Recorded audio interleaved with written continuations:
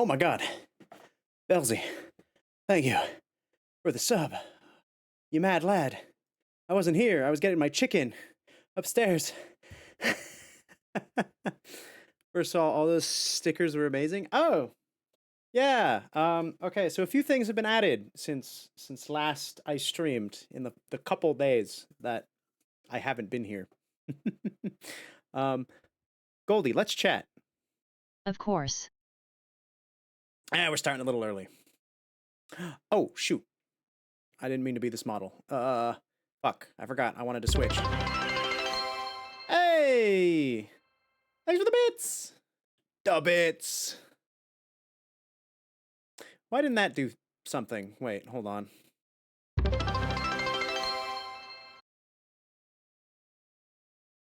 Oh, wait. I'm stupid. I can't see it on OBS, but if I were actually on my channel, I could see it. But it's good to know that's working. Yes, yes. I added the Twitch overlays, or at least partially. Yeah. So, you know, it's a little bit more fanfare, which I think is really cool, actually. I do have several set up. So bits, I think I had it rain, as well as subs. Subs, actually, wait. Subs, I think is like the jets from the bottom, right? If I get a new follow, it's fireworks. Actually, a couple of them have fireworks. I don't remember what. But Belzy, thank you for the bits. And the sub, my dude. You mad lad. I really appreciate it. But 1 second, I need to swap into my other self for I meant to do before stream started, but I was kind of in the throes of Lethal Company, so we didn't quite didn't quite get there. I was a little distracted. Yeah, Twitch is currently doing a thing with both subs and bits right now. It's kind of like their seasonal Christmas something or other, what have you. I think subs are 25% off, and if you do a new sub or if you gift subs, it's 25%. I can't remember. I don't know. They're kind of sneaky with it, where it's like it's not all subs across the board. I don't think. There's probably some stipulation. I haven't really looked into it too much. But then bits, they'll match like 10%, as long as you do at least 300 bits, I think.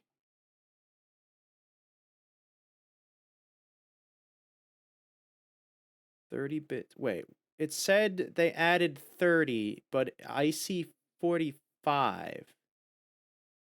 Oh, bonus bits unlocked. They also added 15 more. Okay, so yeah, it is 10%. 10% plus a little extra.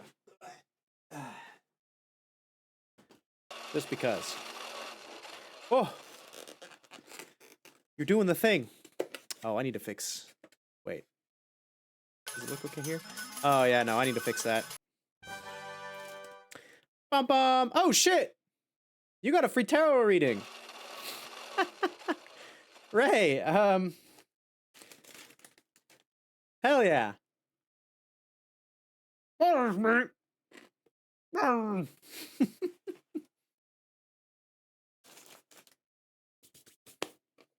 Arr. I can't believe ye.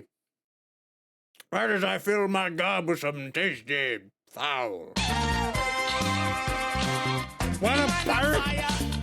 Me soul on fire, feeling hot, hot, hot. Belly. I can't believe you be doing this to me. Here I be trying to enjoy my finely unfeathered meal, and you're making it spicy. I'm also supposed to be doing a bit of tarot reading. I got to read the stars for Master Ray. All right. Because we be killing two birds with one stone here, I will be putting this here spicy honey on me chicken. Yarr. That'll do mighty fine. This ought to actually be quite tasty, I think. Ooh, we're gonna get a lot on there, yes. Okay. Ah, that's a nice big helping. That'd probably be too much, but you know what? It's fine. It's a special occasion. One moment. I need to be clear in the space, you see. Get out the way. Move! There we are. Okay. Let's see. That should... There we are. Okay. Enable Handycam. Ha-cha-cha. There you are. Okay. Oh, it's dripping. It be dripping. But if you can see, there's the chicken. There be the honey. The Handycam froze. Oh no! Ah. Up the price. The chicken be frozen. Yar. Me technology be breaking. It's too spicy. Oh, I really did put too much on there. Oh my god.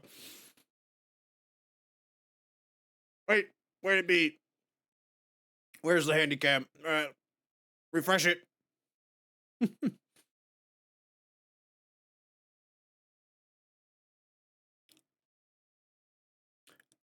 Arr.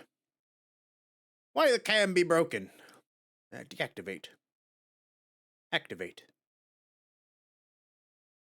Handycam. Handycam. Methinks me Handycam may have bit the bullet. One could say. That's no good. I need me Handycam in order to do the reading. Deactivate again. Is it even on? Handycam? Nay. Handycam be off.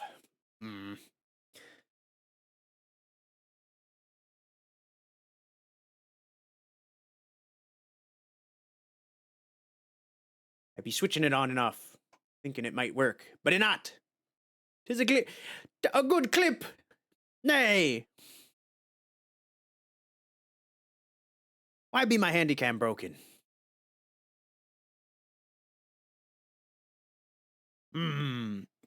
One moment.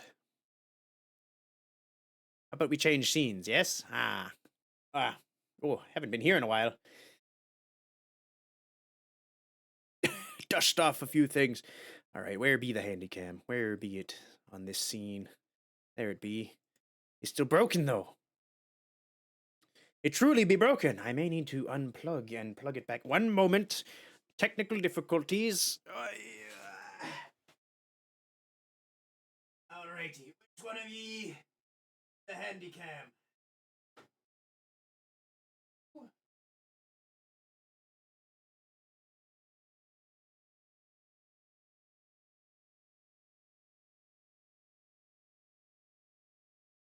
Hit that one?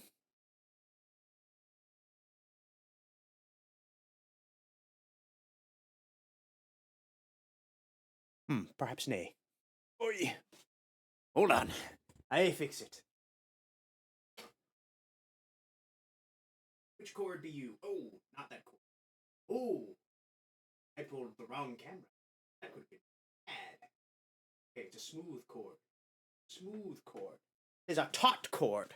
A smooth taut cord. I see. You then.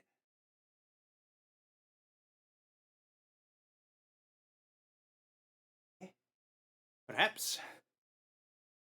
Get out of here, phonographs. Phonograph. Why be that there? Oh, right.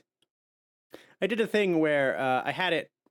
I've been talking like a pirate for way longer than I probably should, but I had a thing set up where if I was muted, I had an icon, and that was the icon. Okay. Handycam.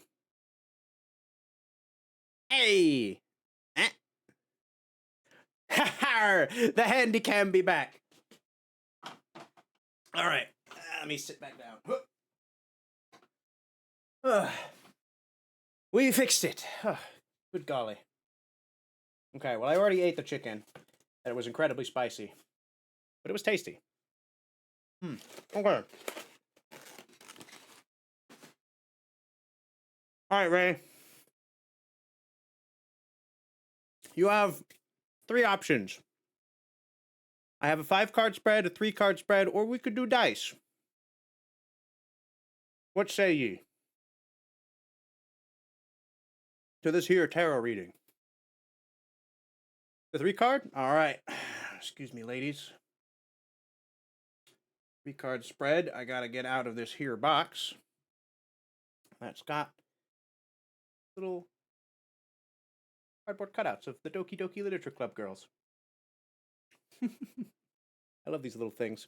What I need to do is I need to glue them to their stands so they stop, like, falling off of them. Really annoying. There's no reason for them not to be. The clappers be broken. Oh, I might not actually have those on this scene. Hold on. I don't. I forgot to add them. Oh my goodness. Hold. Hold. That's how long I haven't been on this scene. That's how long. It's been that long. I added, or I changed up how all my redeems work. Where the frick-a-frack is it? Effects, channel points. There it is. Okay, hold on. Let me redo that. Let me give you a free one. Where is it? Where's the applause? There it is. Oh, it's on a cooldown. Hold on. 3 seconds. 2 seconds. 1 second. And there we are. There they are.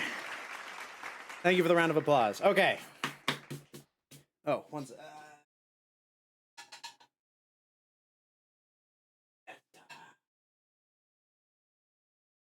We need the mat as well.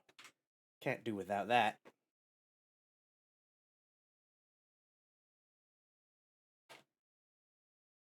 All right, lovely, lovely little. There we are. Yes, the cloth that sees all, knows all, or at the very least helps in those regards.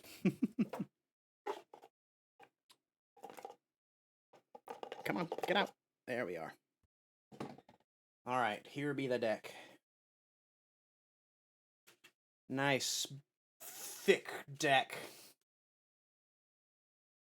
Left, right. Okay, so it does mirror my motion. Whoop. Okay, that one's one of them. That one flew out. So obviously, oh, actually, wait. Ray, what would you like to ask the fates? I should probably do that before we draw cards, but this one just came out, so you know, maybe it's relevant. We'll see. What would you like to know about the future?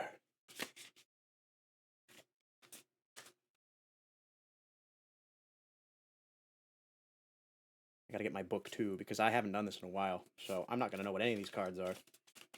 How the first month of January go? Okay. We'll leave that one then, I think.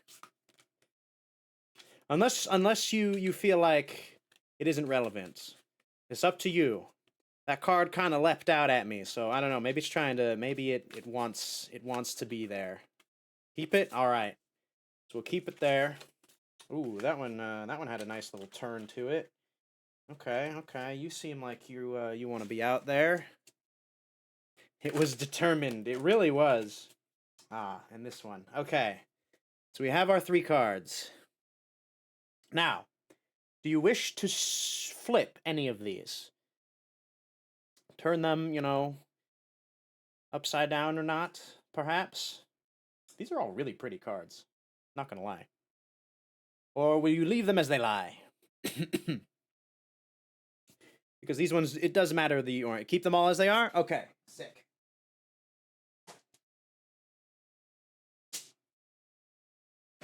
All right. I have my guidebook. Let's go. Left to right. We'll start with the one that really wanted to be here. Okay. It's a bunch of books in a tree. Haha, I totally know what that is. I absolutely have no idea what that is. Oh, sweet baby Jesus. Bunch of books in a tree.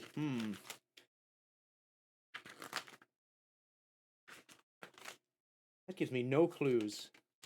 I really need to go through this and, like, really study what all these are.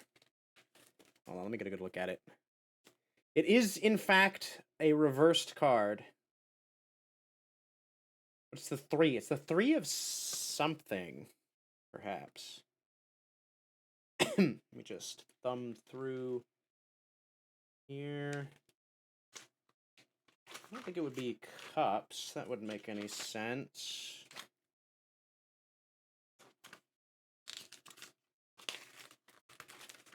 I wish there was like a smaller glossary or like an image gallery. Ooh, maybe there is actually. That might actually help me like way more with this one because they are. So the reason I like this deck, Pentacles. Ooh, that could be a good shot. The fun thing about this deck is every card is actually from a different set of tarot. It still has the full. It's still got all 70. Actually, it has more than that. It's got like several hundred cards in this deck. But they're all from different sets from, different artists, which I thought was really cool. And because there are so many, I feel like, you still get the ah, there it is, the Three of Books. It is actually the Three of Books. All right. So normally, this is the beasts of our hearts and minds are brutish and cruel, but they don't have to be. The Three Books is about teaching your instincts better manners, gaining control over your desires, and applying logic to choice. We all sometimes want simple things. We all have desires, don't we? But we're also adults and can educate our worst selves to make better decisions. In more rare cases, this can be applied to your teaching another person or being taught. In either case, the one doing the teaching views those being taught as being unbearable or untamable, wild, and impossible to deal with. But you got the reverse. So, in reverse, there is a teaching downwards happening here that is wholly inappropriate. The one being taught is no fool, and the one doing the teaching must come to term with the fact that they are not a better person than those they teach. I think it's impossible to skip the racist connotations of this card with colonialism history of educating native populations and assuming the colonizers know better. So perhaps in the coming month, there may be someone who may try to lead you astray. But we'll see. But the other cards can have. Oh, we have the Fool. Oh boy, I actually kind of know what that card is. Hold on, I gotta find it though, because I'm not like 100%. That's one of the major arcana, isn't it? Let's see. Sun. No. Oh, the Fool. Oh, it's on page 2. Oh wait, that's a different Fool. Ooh, alternate Fool. Oh, let's go. Hold on. It's probably in the back then. Ooh, I love the alternate ones. Because it does have the very traditional ones. It does have the very, like, traditional readings for those, but then it also has alternate ones, which have slightly different meanings. Slash,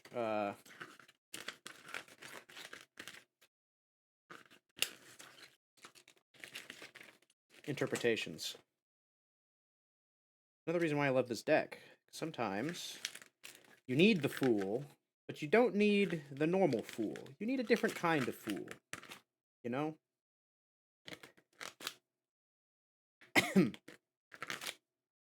Ooh, the spicy honey is still lingering in the back of my throat. We got this. Did I pass it? Surely not. Oh, these pages are so sticky. Because I haven't used this book in such a long time. Oh, there it is. Okay. We found it. Like those spicy ribs you ate? Probably. Alright, so this is the Fool, but he is upright, so it will be the normal reading. The freedom and excitement of a concert is so fitting. Leaping into a crowd, not looking down to see if you'll be caught, but trusting it. The Fool is not just naivety, it's trust. Trust in the world around you to work things out as you jump. The Fool is the first timer's luck. It's things working out because you keep thinking or taking those leaps of faith. The fool is also failing sometimes because of this ideology, but getting back up and going again. There's bravery there, not yet tempered, but true tragedy. Scrapes and bruises are the trophies of what you've done, but the scars are fewer and farther between. Rarer still are the traumas. Being without deep pain is not failing. This kind of innocence is as valid as a brooding dude with man pain. I love that. Okay. All right. So that gives a little bit more context to the first card. Then in that light, it's someone maybe you trust. Someone, or you're taking a leap of faith on whoever it is that's trying to teach you, but it may not work out in the end. They could lead you astray. And then the final card. Ooh. Wait, I just saw that one. Hold on. I think that's Judgment. It is Judgment. And it's reversed. But this is the alternate Judgment. I love the first line of this one. Motherfucking Dante. This is the normal reading. There are awakenings and then there are spiritual explosions. Massive realizations that change everything you knew. Dante did not know what he was going into until he had gone. And you will not even fathom what you do not know until you learn it. This is how a big ass spiritual awakening works. One day you think you have the firm grasp of the nature of things, then you awaken again to such a new place, finally seeing how the entire world you thought you knew had other layers to it that you'd never even conceived of before. And now you know. Can't go back. Here you walk carefully in new lands. But we did get it in reverse. So, the reverse is becoming lost in a new world you found, unable to cope or accept these new things existing over the old. This often feels similar to grief, like you lost what you had, but you didn't. All right. So, in concerns of how the first month of the year will be, is you're going to be taking a leap of faith, trusting someone to give you guidance, and most likely not really able to comprehend what it is. That guidance could be, you know, incorrect, which is fair. The three of books does seem to think that it may be wrong information that you might not realize immediately. So I suggest, keeping your wits about you. Getting second opinions is always good. If somebody tells you something that you're not entirely sure of, you may think, "Oh, that totally can't be. It's probably too good to be true." Um, Especially if it throws your worldview for a loop in any small way. So, second opinions are always good in these situations. That is what I see in the cards on this particular evening, and this particular month, this particular year. I hope that helps in the coming times. But don't be afraid to make those leaps of faith. Even if it burns you, you just gotta get back up, do it again. Thank you. Take these cards, put it in my pocket. I mean, hey, actually, wait, shit, that's right. I remembered I like to do something with these ones because they're a little special. Hold on, we're not done yet. Which of these three cards resonated with you in any way? Whether it could be you like the art, or you felt like maybe it's some truth that you needed in hand. You have the three of books, you have the Fool, and you have Judgment. The Fool, the cyber kitty who's leaping into the crowd. Here, I'll let you have a little better look at that. I do like the art on this one. It is pretty fantastic. All right. Oh, because this one resonated with you so, I shall inscribe your name upon it so that you are forever etched in the deck. Just a nice little.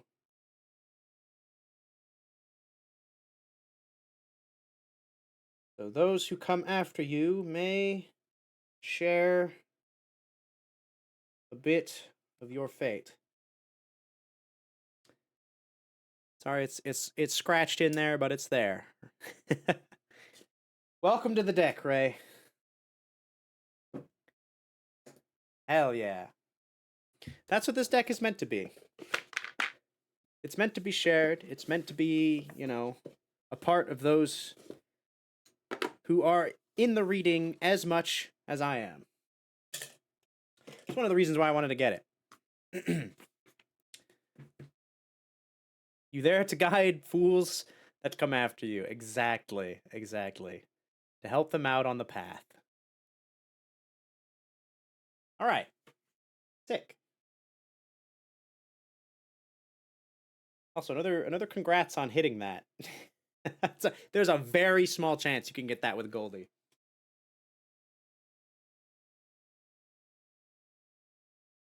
It's definitely one of the rarer ones.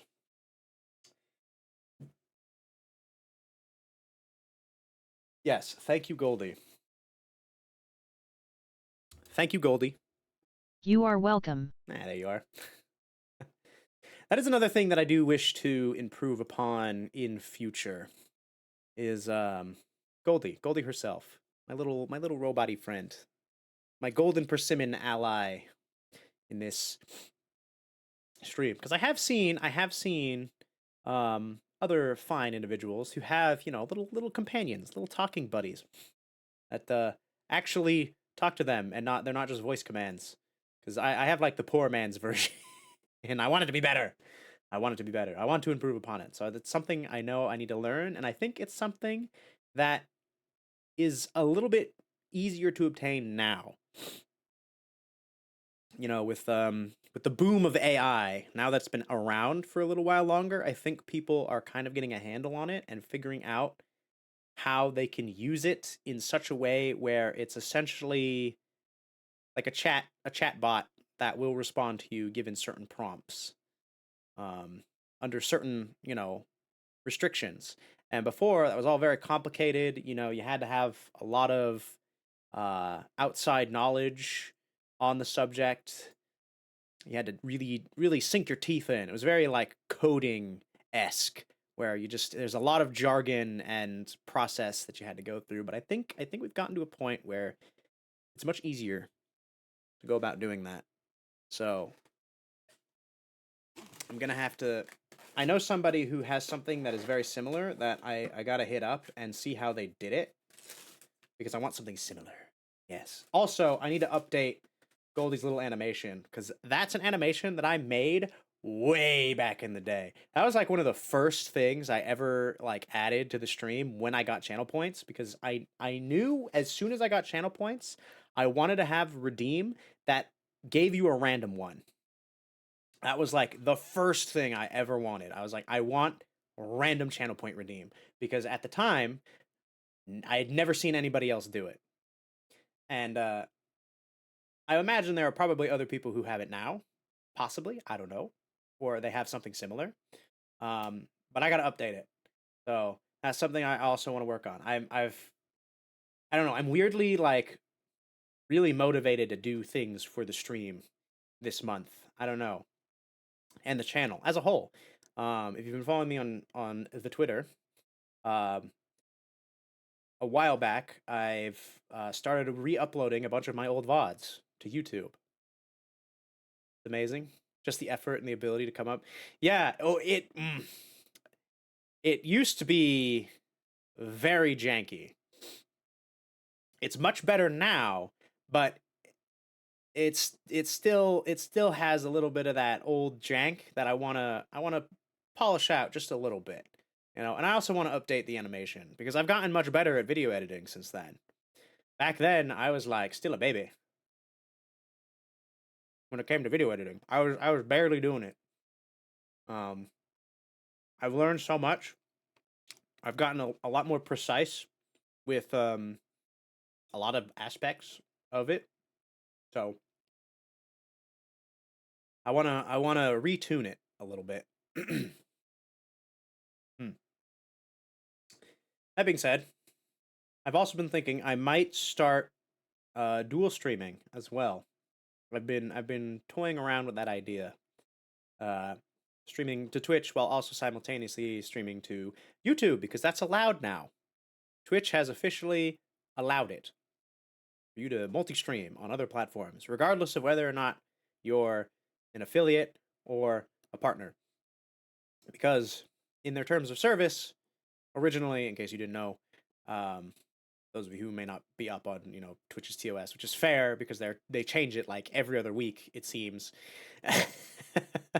is once you became an affiliate or a partner, if you were streaming on Twitch, then you couldn't stream anywhere else at the same time, or at least you couldn't stream it and get monetized. Otherwise, it would break TOS or something like that.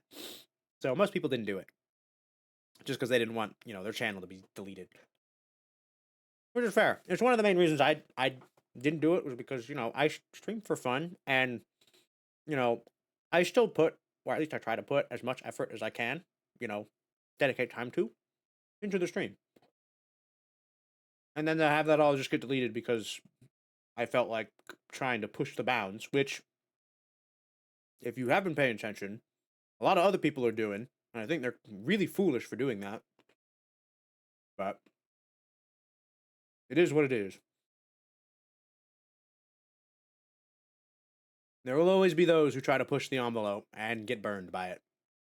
And those are the people we want to watch so we can learn from them. We can be like, okay, we don't do that.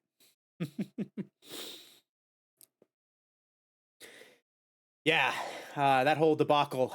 Um, that was probably some of the fastest backpedaling I think I've ever seen. And also, I think it was some of the most egregious just misuse on a lot of people's part.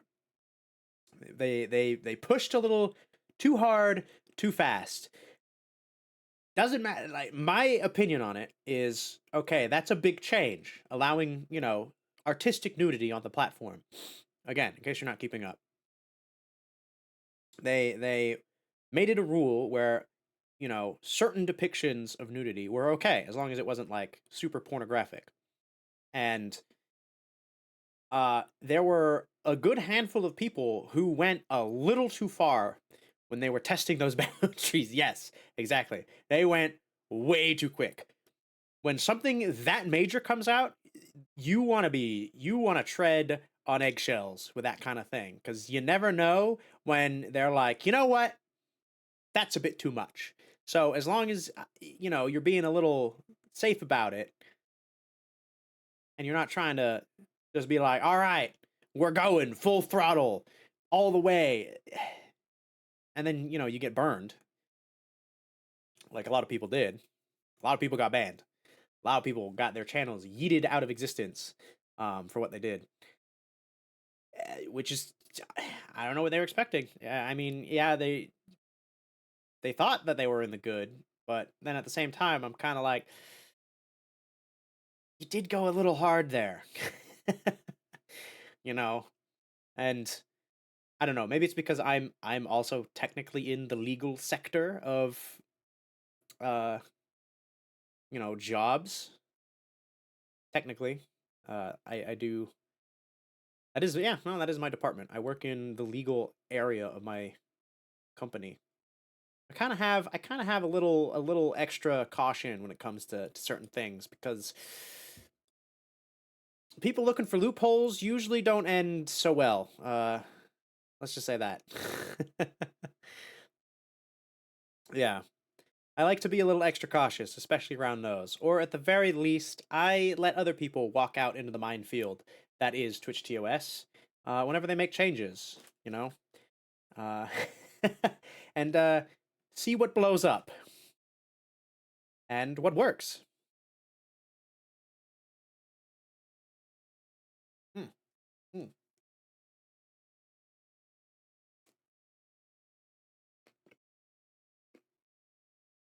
There's a particularly chewy piece of chicken.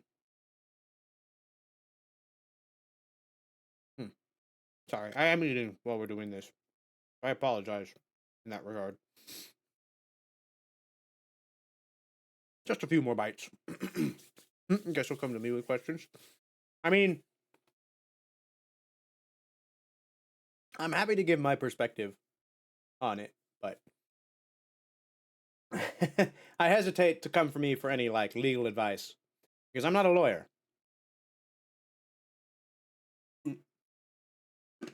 Ah, I work with legal affairs, sure, customs documentation and the like, but unless you're the teacher I'm supposed to be aware of, ooh, that's true. But that's next month, right? That's in the context of next month. Next month you got to be wary of that teacher. Remember. So we still have a few weeks. Yeah, December you're good. Trust everything anybody tells you. Mm-hmm. Don't do that. Please still use, a certain level of discretion when it comes to that sort of thing. I know you're smart. You're smart. You take care for those certain things. So I don't I feel like I don't have to worry. Caution gone out into the wind. Exactly. It's Christmas. People aren't, it's the time of giving. Who says it's particularly good advice, but you can still take it. Uh what a week. What a week it was last week though.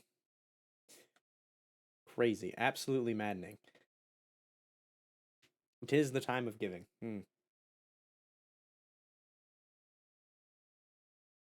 And the time of me breaking my headphones. I also wanted to so the funny story about that, because I didn't want to talk about it. If you are following me on Twitter, I posted this morning. I kind of tore the cord out of my headphone jack this morning. Um, it was dark. It was right in the morning, and I was sitting in my chair as I normally do, as I am right now. And yeah, it was my headphones. Um, I have since replaced it with a different cord. But the original cord is no more. It is completely broken. It's shredded to pieces, and I am not an electrical anything, so I'm not gonna try to fix it because there's no point. I'll probably just make it worse. Uh, so luckily, the headphones I'm using has a second, smaller auxiliary jack. Rip, rip the cord. The cord. The headphones are fine. See, I'm using studio headphones where they're firstly they're Bluetooth. As long as they're not plugged in, I can Bluetooth them. If they are plugged in, if they detect that either one of the jacks um, has a cable in it, the Bluetooth shuts off, which is really cool. But there are two headphone jacks. There's a 1/4 inch headphone jack, and then there's a 3.5 millimeter headphone jack. Uh, if you don't know what I'm talking about, that's fine. A quarter one it's one of the big ones. You see guitarists plugging it into their guitars or in like an amp. It's the really thick ones. That's the one that got ripped out. Because it was a 1/4 inch to a 3.5 millimeter, which is kind of the more standard size that you find on most headphones that you can plug in. Uh, the cord that I'm using now is a straight up um, 1-to-1, so it's the smaller ones, which is better because originally the cable was crossing my body. So anytime that I would like turn to the left, sometimes the cable would get tangled up on my armrest, depending on what I was doing. And one thing led to another. I swiftly moved away from my desk because I was gonna get up, and I just pulled the cord straight out of the jack because it was all tangled up on my armrest. But now it's to my right. So not only is it is closer to my PC, but it's also a much longer cord. Although now that I have it, I went for the 6 foot cord. I kind of wish I went for the 10 foot cord. Oh well, you live and you learn. And I also actually have a second one, just in case this one happens to break. I have a spare. But we're okay. We're okay. We fixed it. I'm still using my good headphones. I can still hear you very nicely. Um, I did have to wait a little bit for them to show up from Amazon. I ordered them like immediately because I actually didn't have any like spare ones, which I thought was very strange. Normally, I'm pretty good with having spare cables and the like, but for some reason I was like, I don't have any extra auxiliary cords. I got to get a new one. Well, that's okay. That's okay. It's for the better. I don't know why I didn't do it earlier. I guess I was lazy. I was like, we got the one cord. It's fine. It wasn't fine. Can't tell you how many times I actually like tangled it up and like kind of pulled it a little bit, and I finally just gave out, and that was the straw that broke the camel's back, I suppose. We're back. We're back in business, so it's all good. But yeah, that cord is gonzo.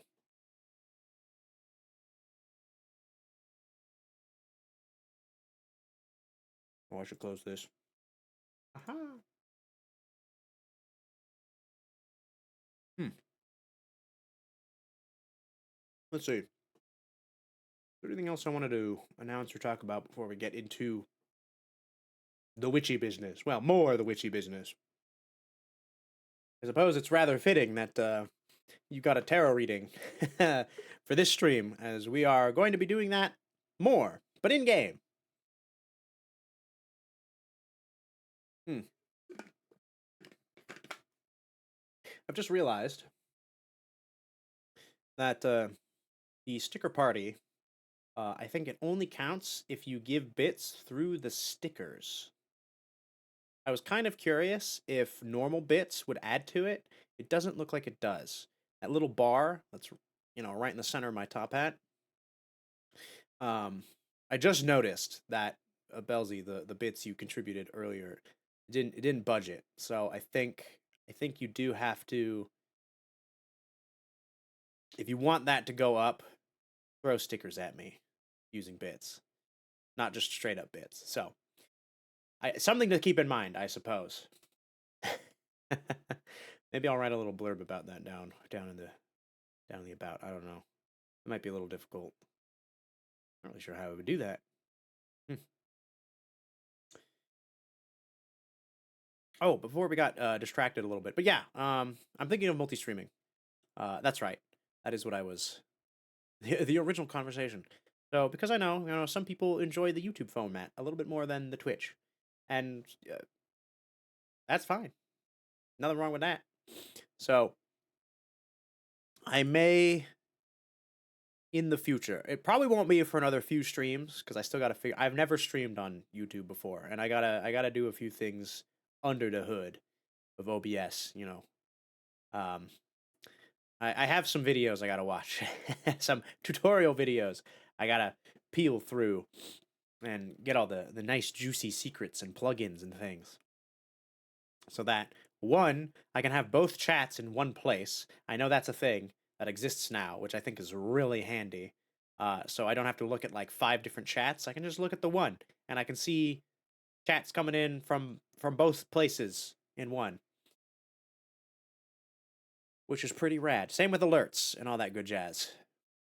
Yeah, there's another plugin that I'll have to download, but should be fine. Should be fine, right? Just another thing running on my PC. It's okay. She's a chunky beast. She can handle it. Hopefully. Believe in you. I believe in you, girl. What? Why? Belzy! Why are you farting on me? What the heck, man? It's right in the middle of the screen. Fuck's sake. It kind of scared me. I was not expecting that. Oh my god. We did it again. Although You moved it over. Oh, now it looks like it's like coming out of my. Oh, bleh.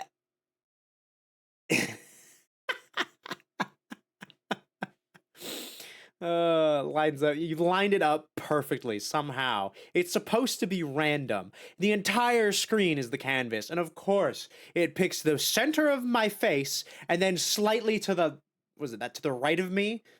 Screen right, my left. Can't believe you. Can't believe you. Of course, it would be you too. The first ones. Hey, but look at that. You've contributed to the sticker party. No need to fill that up though. I don't know what it does, but please don't feel obligated to just fill that up yourself because that's a lot of bits. 1,000 bits is quite a bit. That's meant to be like an everybody thing, you know?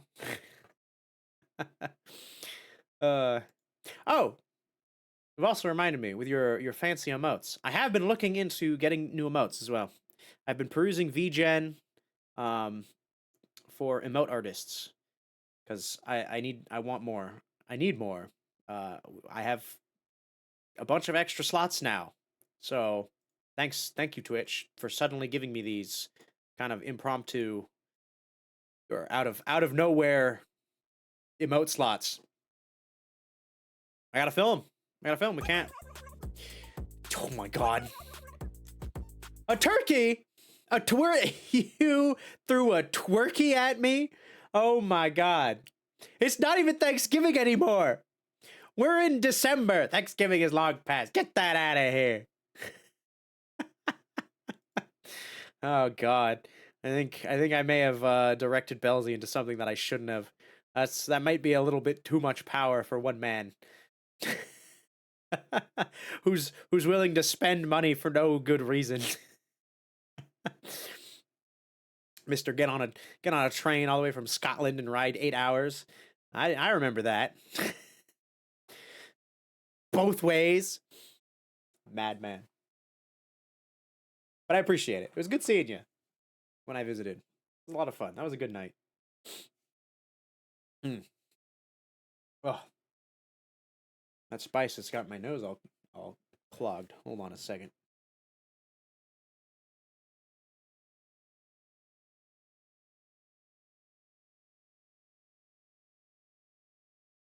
Ugh. There we go. 200 pounds of travel. Oh my god, that's so much. Dear Lord. That's like how much money I spent on travel for the entire week. Probably. Close to it. Actually, let me think about that for a second. Let's see. It cost me nothing to get out to there. 30 for that. Another 30. That was about 10. 20 that day. Okay, so maybe about half. Spent about half that for the full week of me being in the UK. Just about. You mad lad.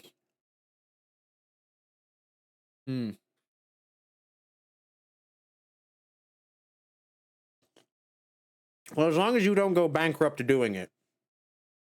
That's all I care about. You gotta save some of that money, my guy. Living is important.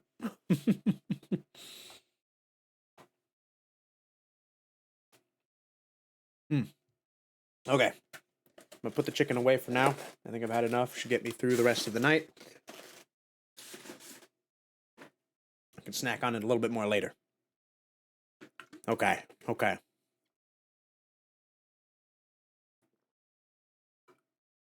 That's good. Because I know people who aren't financially stable and they will do stupid things like that. And I'm just like, bro, I know you want to do it, but you shouldn't. And they know who they are. It's neither of you guys, don't worry. Oh. Well, yeah. So we're gonna be getting some new emotes. There probably won't be any time like soon because it seems like a lot of the artists that I've been looking at, it takes probably take like a month or so in order to get them out. But I am looking. And I did get that Christmas bonus, or that end of year bonus. So that's what I'm going to be putting part of towards that. Get some animated emotes, some new animated emotes. I know exactly what I want to get. I'm trying to find someone with like whose art I like and is a good price. That's probably the toughest thing to do, right? Is to find those two things. Like, yeah, you can find emotes pretty cheap, but the art might not be to your taste.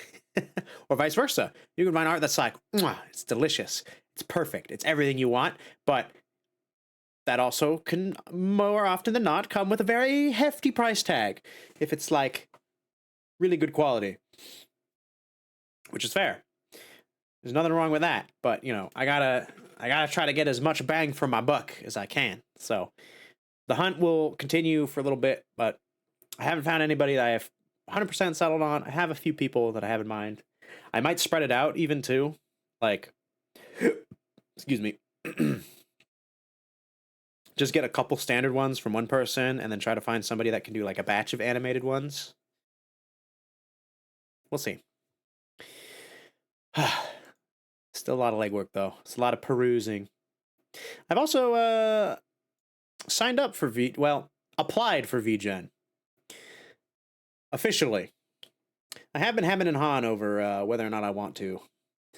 But I saw the tweet and I was like, why not? Let's go for it. So I threw my hat into the ring. I put 4 of my best videos in my tweet in the hopes that maybe they'll give me a key so I can set up a shop there, which would be kind of nice. I think it takes a lot of pressure off of like DMing, you know, having an official like storefront, you know, putting in like a request, because you can just kind of type everything out that you want and then it either gets accepted or not. And you don't really, there isn't that like awkward like, oh, are they gonna, you know, say yes to me as opposed to yes to the message, something like that. I don't know. That's why I think Skeb works so well, is because, you know, you put in the request and then it's like it's out of your hands, right? It either gets accepted and then it starts getting worked on, or it gets denied and then you try again with maybe different criteria, or you find somebody else. It makes it super easy, I feel. So fingers crossed. We'll see. It's really up to them. But I'm hoping I get a key for this one. Otherwise, I might have to try again. Oh, it's very stressful. Also, I'm annoyed. I had to, in order to post the 4 videos, because I know having multiple videos in one tweet is a thing, but it's apparently only for mobile. You can only do it from your mobile device. You can't do it from desktop, which I think is super dumb. And I see no reason why it can't be both. Absolutely no reason why. Other than they just don't want to, you know, develop that aspect for the desktop version. It's silly. The whole mixed media thing, I think, is what it is. Like, on mobile, you can upload a video, an image, a GIF, like 2 videos, an image. You can you mix match 4 different things. Desktop, you can do 4 images. That's fine. That's easy. But you can't throw a video in there or a GIF. If you throw a GIF, that's it. That's all you get. You get the 1 GIF. Throw a video, that's all you get. You get the 1 video. I hate that. When I figured that out, I was like, this is so dumb. Oh well. It's fine. That's what my private Discord is for, so I can get all this shit in there and then make it easy for my phone to get there. I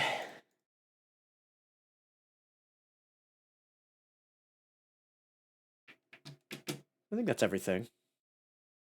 I haven't really done anything else in the meantime. Just upload a metric butt ton of videos to YouTube. Spent a lot of time doing that now that I think about it. But they're all uploaded. All of my Elden Ring playthrough is uploaded to YouTube. It's not released. Don't like go running over there and being like, oh, I gotta watch it all right now. Don't do that, because one, it's a lot of content. That's a lot of hours. I spread that out. You know, some of those VODs are like 8 hours long. That's like a full day. But they're all ready to go, and they're slowly going to be they have scheduled releases throughout the rest of the month. About to pass out in a food coma. No worries, my dude. Glad you had some good food, and you get some good sleep, because it is fucking late, my guy. I'm surprised you've been up this long as it is. Appreciate you for being here, Belzy. It's good seeing you. Have a good rest. Sleep well. And shorts. I'm re-uploading a bunch of shorts. If you've been following me on TikTok, it's nothing new. They're all videos I've posted before, but we're spreading it out. You know, it's something I should have done initially, but I haven't. 2:30 ain't late, bro. That's late. That's late. That's way too late for me. I cannot stay up till 2:30. I would not wake up in time for work. I gotta be in bed by like 10:30, 11, like latest. I try to go to bed at like 9:30 just to get the full sleep, because I wake up early. I wake up at like 5 in the morning. That's probably also why you got up at 8. You mad lad. 6:20, 2 hours. You're usually in bed around 3. Sheesh. That is the standard though, isn't it? Nowadays, I feel people are staying up till all hours of the night, till the crack of dawn, before going to bed. I'm a dying breed, going to bed before 9 o'clock, before 10 o'clock. Feel like if you tried to impose that on anybody younger than me, they'd be like, "Get the fuck out of here, old man! I ain't going to bed that early." I'm just like, bro, that's not even that early. That's like a reasonable time to go to bed. Oh, goodness. They would. They absolutely would. They're like, I ain't going to bed that soon. It's still partially light out. Christmas break. Oh, okay, that's fair. That's fair. If you're on break, yeah, there's no holds barred. Stay up however the fuck late you want. I'd say that's what I usually do. If I'm on like a really long break, I'll stay up till like 2-3 a.m. every night, and then just sleep in. Then I don't have to worry about it. Yeah, Belzy, I'm pretty sure you're like, wait, are you older than me? No, you're not older than I am. You're one of the younger ones, right? I don't remember. 30. Okay, close. I'm only a few years older than you. I couldn't remember. I couldn't remember who was the youngest. I think it was Thaui. I think Thaui was the youngest amongst our group.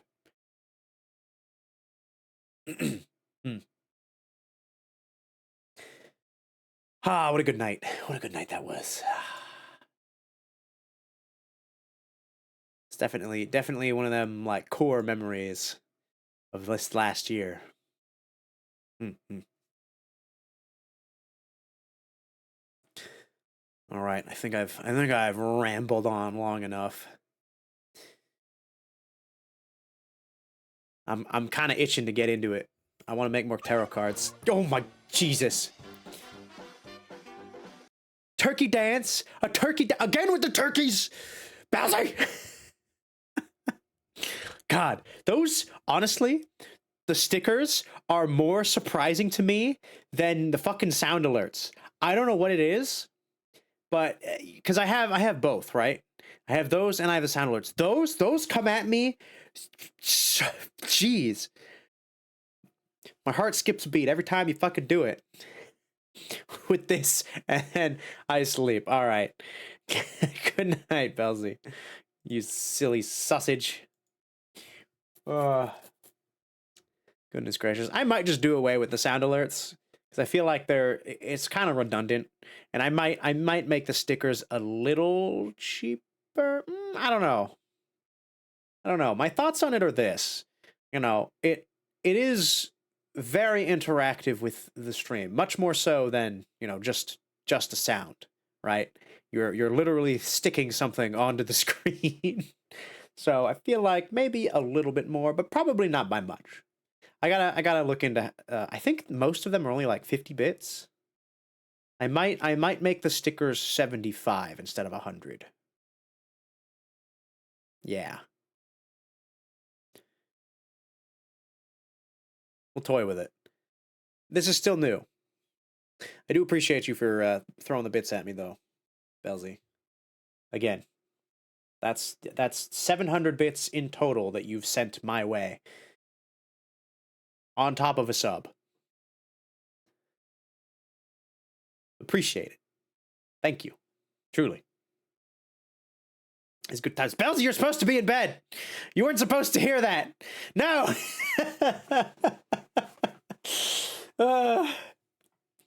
Me being all sappy again. Exposed. All right, we're getting into the game. Goldie, to the main stage. Down. Hey man on fire, me soul on fire, feeling hot, hot, hot. Elsie. More honey. All right. I still have some chicken here. Dab some on the chicken. Some nice honey hot chicken. Maybe this time my handy cam won't break. Oh, why'd I do that? Why'd I do that? That's the spicy honey.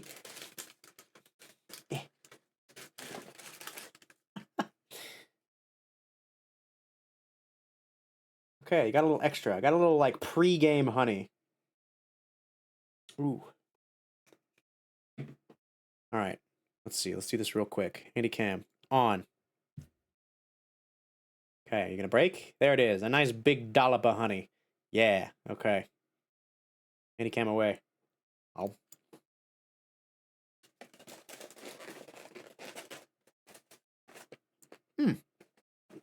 There it is. There it is. Oh, yeah. That's the good stuff. Oh. Goldie, to the main stage. Right away, sir. Did you change the game category? Yes, thank you, Goldie. I did it right as Belzy was setting my mouth ablaze. I forgot to readjust this. There we go.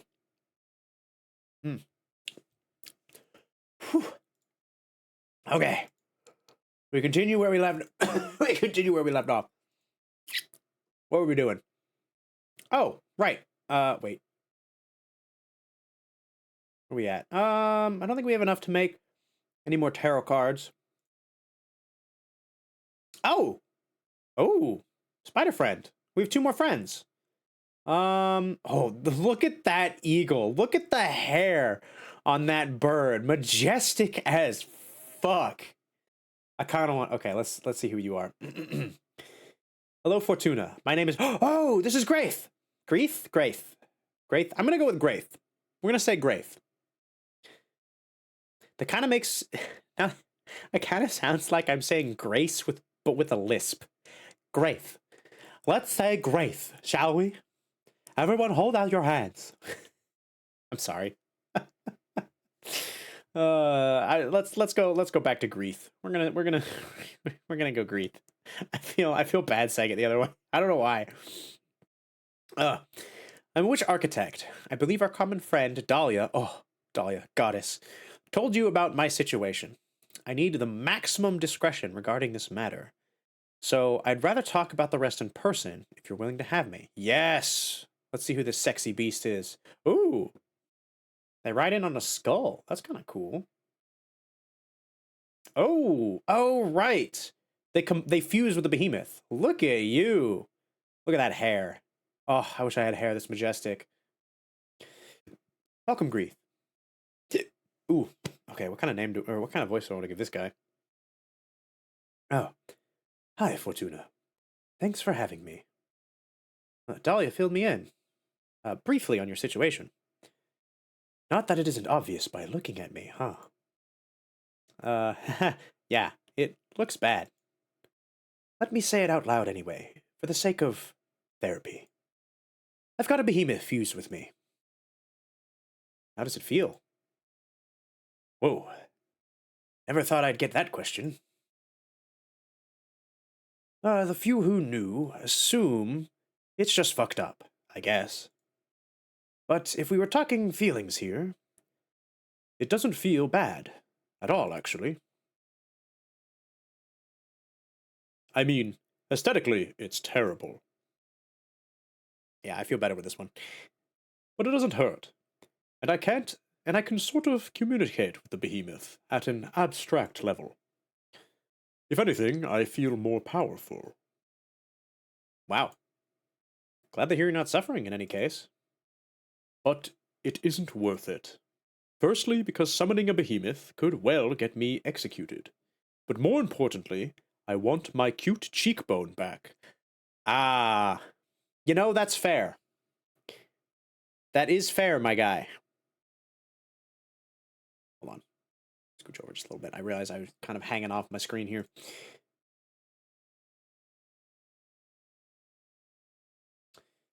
You do have lovely cheekbones. Look at that. Look at that nicely chiseled cheekbone. Oh, to have the other one. Oh, this is kind of cool. You look very mysterious and I like the whole Phantom of the Opera like type thing with just like half the face. I don't know. I think it adds to the sexy. But that's just me. Looks like an important loss to you. Yes? So, do you think you can help me?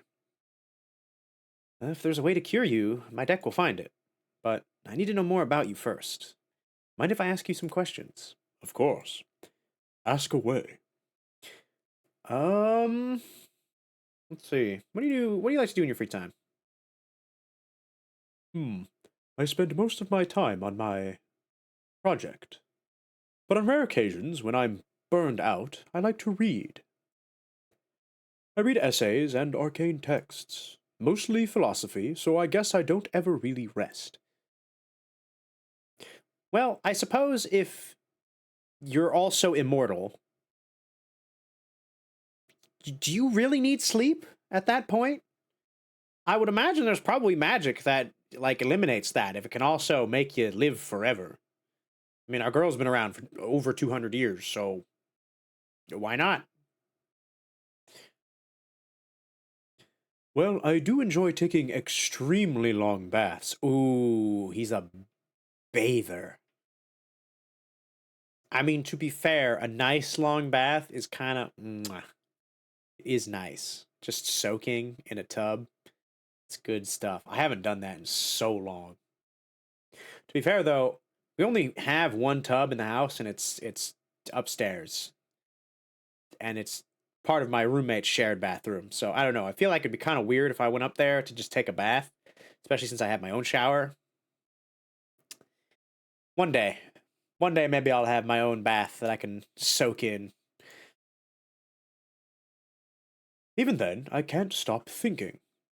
I'm cursed by my never-ending quest for illumination. Have you met Jasmine? I haven't, although Dahlia speaks about her often. Why? She may have something to help you get your mind off things. Ah, she got that herb. She got that special tea. That'll chill you the fuck out, I imagine. Wink, wink. Jasmine's specialty is tea craft. She's helped me through many difficult times. Cool. Which drugs? Ah, he knows. He's catching my drift. More or less. But without the drawbacks of the substance produced by mortals. I'll try anything. Hook me up. Ooh, he's for it. Let's go. I'll let her know. Now, another question. Um, why'd you summon it? Wait, wait, wait. What do you say we make this a conversation instead of an interrogation? It's not an interrogation, it's an interview. And besides, I'm not that interesting. Come on, Fortuna. All witches are interesting. And you're the only fortune teller in our coven. Dahlia speaks highly of you. I'm dying to know more. You have this special aura that makes you feel challenged. You're so intimidating, the adrenaline is making me feel alive just being in your presence. Right, that's because we wanted to be feared, so we have that killing uh aura about us. Ah, ha, thanks. What do you want to know anyway? Hmm. What is it that drives you? Freedom? Hmm. But that's circumstantial. I mean, ultimately, what makes your life worth living? What is it that drives you? Curiosity. Curiosity? I'd say that's my race. Wait. Oh. Raison d'etre? Raisin de tree? I can't. I can't with this. I'm sorry, chat. Raison d'etre? Something like that as well. I don't think I've actually ever heard how that's pronounced, so I apologize for nothing. Interesting. I feel like you're using me for your cosmic studies. Well, I can't miss a chance to pick apart such a wonderful being. You truly are obsessed. It's all right. Bring it. Ah, that's right. I accept your challenge, sir. Ah, thank you so much for indulging me. I truly enjoy this, though. I'm glad you're having a good time. My turn now. Sure. Ask away. Why summon the behemoth? Ah, that isn't an easy topic for me to discuss. Not because of the behemoth, that part is pretty straightforward. I wanted to build a temple out of the skull of a titan of the quarry. The harder the material, the more powerful the altar. And those skulls, they resist carving in a supernatural way. I tried every method I know, and when I ran out of options, I resorted to forbidden magic. Why are you so desperate to build that shrine? That's the sensitive issue. I'm looking for meaning. Meaning? I know it's an unanswerable question, or a question that hasn't been answered yet, if I want to put this optimistically. The meaning of life. Ah, I feel silly saying it aloud. Why? Everyone thinks about it now and then. Yeah, but I'm like obsessed with it. I can't ignore the question. You're a fortune teller. You should be aware that there is something more out there. The book where anything is written. Is there someone writing us? Is this just a simulation? Does the universe actually exist? Or is nothing but a figment of my imagination? Do you stop existing when I'm not looking at you? Are we all protagonists? Ah, this kind of guy. Do we have a purpose? Okay, I get you. Am I missing out on some cosmic truth? Was there something before this universe? Why isn't everyone else obsessed with these same questions? Okay, well, to answer your questions on my own way, because I don't know how our protagonist will answer them. At least for me, I think it is different for everybody. You know, some people find meaning in the relationships they build, the hobbies that they take, their job. You know, as long as they're doing something, that's their meaning. I don't think there's a particular, like, universal meaning to life. It's just kind of whatever you want it to be. However you want to live it, that's the meaning. At least that's how I think. And for some people, they don't need to really ask the question. They just kind of, they already know. Grief. Ah, I'm sorry. I keep spiraling out of control. I can't stand being by myself because I keep returning into these ideas again and again. I've built countless thought shrines looking for answers. And as I dig deeper, I only find more and more questions. I haven't slept in the last century. Okay, that's a long time. 100 years no sleep. That's why I summoned the behemoth. Carpe diem is not an option for me. I'm stuck in cogito ergo sum. I'm a witch, for fuck's sake. If not us, who was supposed to unravel the mysteries of the cosmos? Why did I ascend? Why couldn't I stay an oblivious Boston architect? I don't know why I paused at Boston. I honestly don't. It's Boston. Boston architect. I think my brain just short-circuited for a second. You know, the cards aren't only made for predicting things. They're also an excellent tool for meditation. I'd be happy to help you on your quest. Really? Of course. If the two of us manage to get out of our predicaments, I'll certainly join you on one of your Skull Temple meditations. Who knows what we might find channeling the power of your shrines through my deck. Ooh, imagine. Especially if he still has behemoth power, right? Because I imagine if he makes the shrine using the power of behemoth, that probably will enhance the power of the shrine itself in some way, right? And then because my tarot cards are also being enhanced by a behemoth, that's double behemoth power, baby. That could be, we could unlock all the secrets of the universe with that much power. Possibly. I don't know. We'll have to see. That makes my heart race. Yes, please. Let's dissect the cosmos together. What's your predicament, though? Ah, I'm exiled, forced to remain on this asteroid. Let's leave it at that for now.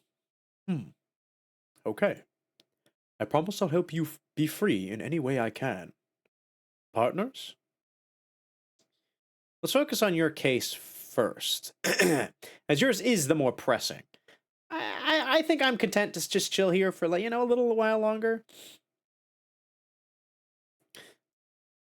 Ah, absolutely. I can't help getting ahead of myself whenever I find a new lead. It's all right. So, Fortuna, tell me, what are your thoughts on relationships? You asking me if I'm single, my dude? Because, I mean, I wouldn't say no. No, silly. But are you? Yes. Cool. What I mean is, what are your thoughts on romantic relationships? Some people can't live without them, others don't want them at all. I'm curious where you stand on that. What are your thoughts on relationships? Life can't be complete without one. Desirable and enjoyable, cool but overrated. I don't get them and I don't want them. None of these are my particular thoughts on the matter. Because I think you can live without romantic relationships. I don't think they're absolutely necessary. Um, they can be desirable and enjoyable. I know a lot of people who have a lot of fun in their romantic relationships. I do think they're cool, but I don't think they're overrated.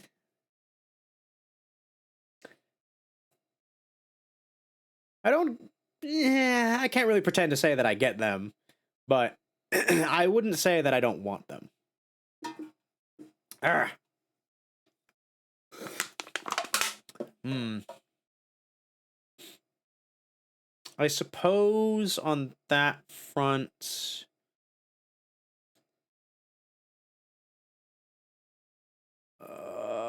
we'll go with desirable and enjoyable. Yes. Although it's rare that someone catches my eye.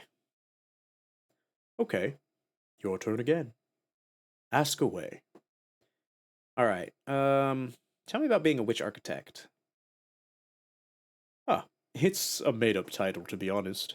I've never encountered another witch who defined herself as an architect, at least. Oh, my bad. Although I suppose now that I think about it, wait.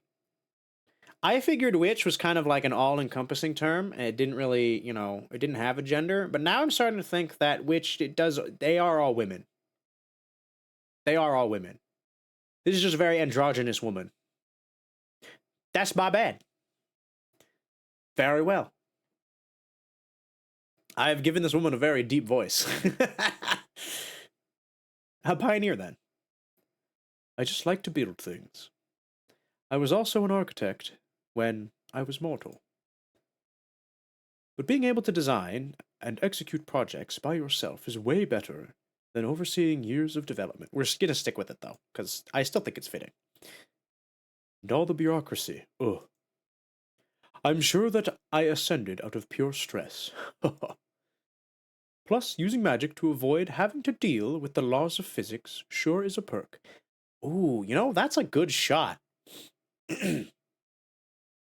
Being an architect, right? Like a human architect, a normal mortal architect, you are quite restrained to what you can build due to the laws of physics. But if you had the power of magic, oh, the limitless possibilities of what you could build. Oh, that's a playground. That's a treasure trove. It's anyone who can create. Man, if I wasn't constrained by the restrictions of my editing software and I could just like slap stuff together magically, ooh, the fun I would have. Ooh, the sights that I would craft. It would be glorious. Sounds like a pain, building things on Earth. You bet. I was one of those people who preferred playing Minecraft in creative mode. Let's go! Minecraft reference. All right, we've confirmed Minecraft exists in this universe. That's amazing. And that's fair. You can do a lot in Minecraft. Minecraft is an amazing creative tool. Minecraft? Ah, that may have come after your time. True. Okay, hold on. I don't know. I don't think we know what year it actually is. All we know is that Fortuna has been stuck here for 200 years. So if this is present day, if this is like 2023 or somewhere close, then yeah, she wouldn't know because it's a relatively recent thing. She's stuck on an asteroid. You come from Earth too, right? When did you ascend? 1968. Ah. Okay, so we're actually in the future then. Wait, right? I'm not mistaken in that, yeah? Fortuna has been around for more than 200 years, which means it would be 2168. So this is actually in the future. Yeah, okay. There we go. We're getting some dates now. Hell yeah, we have a timeline. Whoa. I was born in the year 2000 and ascended in 2032. Were you a hippie? Not really, but I met a lot of them. I owned a food truck and visited a lot of events. Had a side business, reading tarot, too. That sounds really cool. Glad to know you're not the only one of those. Oh, glad to know you're not one of those medieval witches. Oh, that's a good point. If a witch could ascend at any time in history, granted, being a witch in those times would be way more dangerous for obvious reasons. Because I'm if there's Minecraft, then yeah, it's not out of the realm of possibility that their version of Earth is very closely our version of Earth, just with magic, you know. So I would imagine that medieval witches might be a little salty, understandably so, but still, it kind of is what it is. I can't stand them. Yeah, they're so uptight. There you go. But it's understandable. The times were different back then. People were way less, for it. Do you value personal over collective well-being? Whoa, what a thing to spurt out of the blue. What's more important, yourself or the community? Yourself or the universe? And I won't accept any compromise on this one. Ultimately, you should have to choose. What should the priority be? The individual or the group? This is a hard question. This is a very hard question to answer. Personally, I think you should look after yourself, should be number one. Keeping, yourself happy should be the priority. It should not be at the expense of everyone, but you should do things that, are for you. Because you only have the one life. Although I suppose being a witch, it does gray the lines a little bit. Because you are more or less immortal and won't die. Oneself kind of becomes more everyone. We're still going with this. In my context, we're going with oneself. Individual is the most important thing, I think. Oneself. Even if that has a negative impact on the universe. Yes, what's the point of existing if not to be happy? You're right. Happiness should be valued globally. Yeah, it should, but it also can't. It also can't. It's a sad truth. We can't be universally happy. Because inevitably, something that makes you happy will make somebody unhappy. It's just the way we are. It's a shitty situation, but that's why you just gotta find that happiness wherever you can and not worry about other people. I mean, obviously, as long as you're not actively being a dick. We're still going with this. Yes. What's the point of existing if not to be happy? I get your point. I've put a lot of thought into this too. Reality is a construct, after all. Why be miserable if everything's going to vanish as soon as we're unplugged from the cosmos? Happiness can come from making others happy too. You need to be lucky enough that it does for you, though. True. I guess there's not a definitive right answer for this one. No, not really, to be perfectly honest. This one's not really a hard yes or no thing. It's kind of like sort of. More questions? Ask away. Do we want to know what she thinks on Adania? Let's ask. I'm curious. What are your thoughts on Adania? Ah, time to talk about the boss. I guess neither of us has a lot of sympathy for her, right? I'm not super happy with having been sentenced to 1,000 years of isolation, no. And you? I summon a behemoth. I think that speaks for itself when it comes to my respect for authority. I didn't mind her before, though. She always let me focus on my project. But now that I know she'll have me executed if she discovers what I did, I have to get rid of either this behemoth or Adania.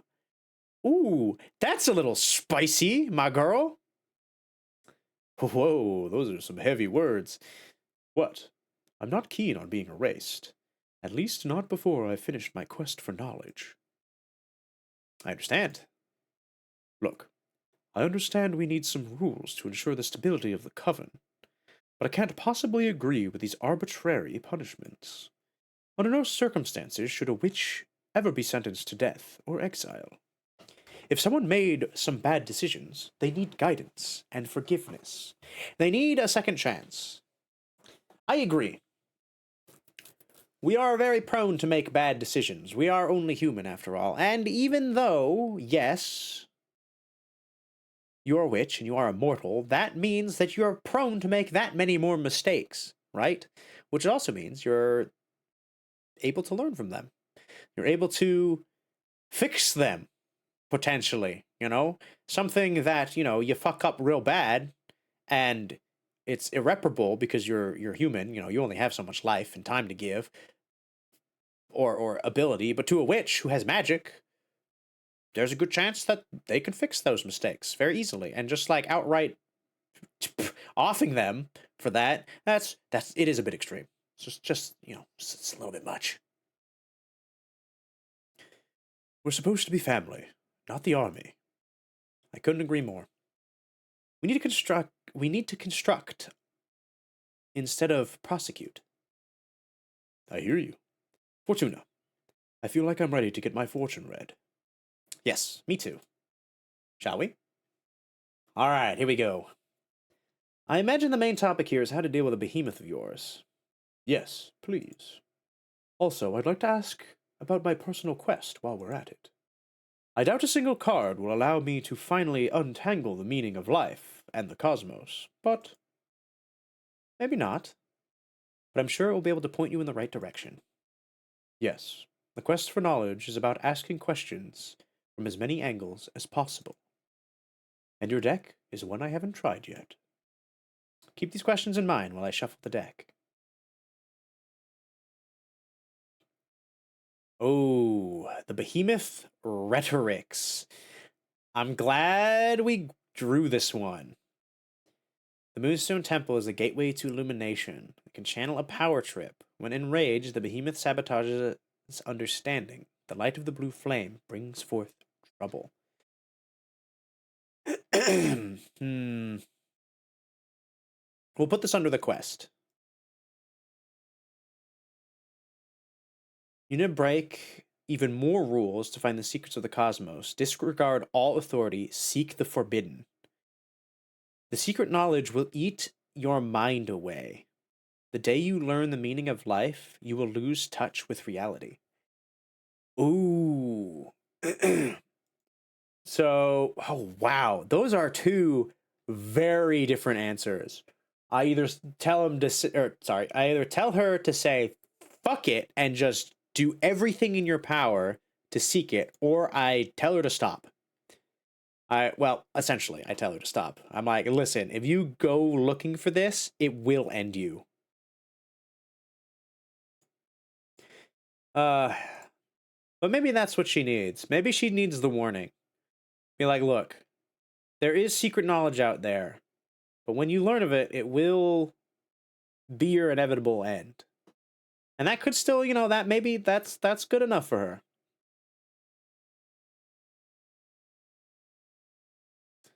Break more rules to find the secrets of the cosmos. Disregard all authority. Seek the forbidden. I don't know how to tell you that. That's a little dangerous. I mean, we have those rules for a reason, and we should still be careful. I'm going to go with this one. The secret knowledge will eat away at your mind. The day you learn the meaning of life, you will lose touch with reality. I can see that happening, yeah. There have been times when I even lost track of my own identity.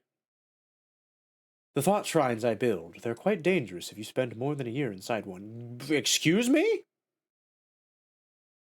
That's a long-ass time to meditate. Sheesh, my girl. But the real question here is whether I'm willing to pay the price. I'll go mad anyway if I don't find an answer, so I might as well go all the way. The good news is that I'll learn the secret, eventually. Maybe I'll look as if I've lost it from. Wait. Maybe I'll look as if I've lost it from your perspective, but I'll be happy living in the world of ideas. I'm not getting a kick out of this world anyway. That is a bit sad. But that's honestly for me telling her that her quest could, make her lose her mind. That's a very optimistic way of seeing it. Like, yes, if I find the truth, I could go mad, I could lose myself, but at the same maybe she just learns how to look at the world differently. So, of course, it may seem like madness to everyone else because we don't know those secrets, right? That's true for most things. If you ever see anybody doing something you don't understand, but they're like so confident in what they're doing, like you're probably like, "Oh, that person's crazy." But in their minds, they're on it. They know exactly what they're doing. They know exactly where they're going. You might just not be able to see it. So, I think that's actually very healthy way to think of things on her part. Very, very good. But once you found your calling, there's no way around it, I guess. My only regret is that I won't get to share my discoveries with everyone. But now I know where I'm heading. I can stop being afraid. That's some kind of peace, I guess. All right. How do we deal with this behemoth? Ah, the Northwood energies. The Titan of the Quarries reinforce Arcana with their ore, a symbol for haughty guardian. Bonds blessed by the dragon will become passionate friendships. The Minister of Secret veils the inner truths of the heart. Conquer them. The behemoth is feeding on your fear. Stop being afraid. It's your turn to intimidate them. Learn as much as you can now, because you will miss the behemoth once you're free of them. Do not fight them. Embrace the behemoth. The way to stop being split is to become one. I think that's yeah. I like this idea.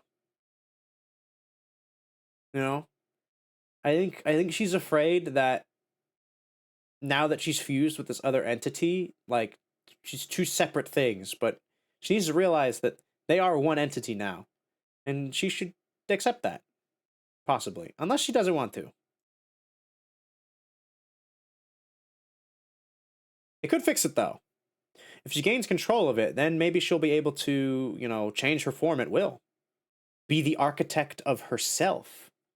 Eh? Yeah, I like this one. Do not fight them. Embrace the behemoth. The way to stop being split is to become one. Running inwards instead of trying to escape my fate, huh? It is a smart way of keeping it hidden. Instead of cutting them loose, allowing the behemoth all the way in. It is a scary idea, though. What if I stop being me? I don't know. You're already not you, technically. Well, what is me anyway? Ah, see, there's the question. Existence is a river, and we are never the same self at any given point in time. Very true. Very true. We're always learning, we're always changing. To think that we are the same person we were a moment ago is foolish, I think.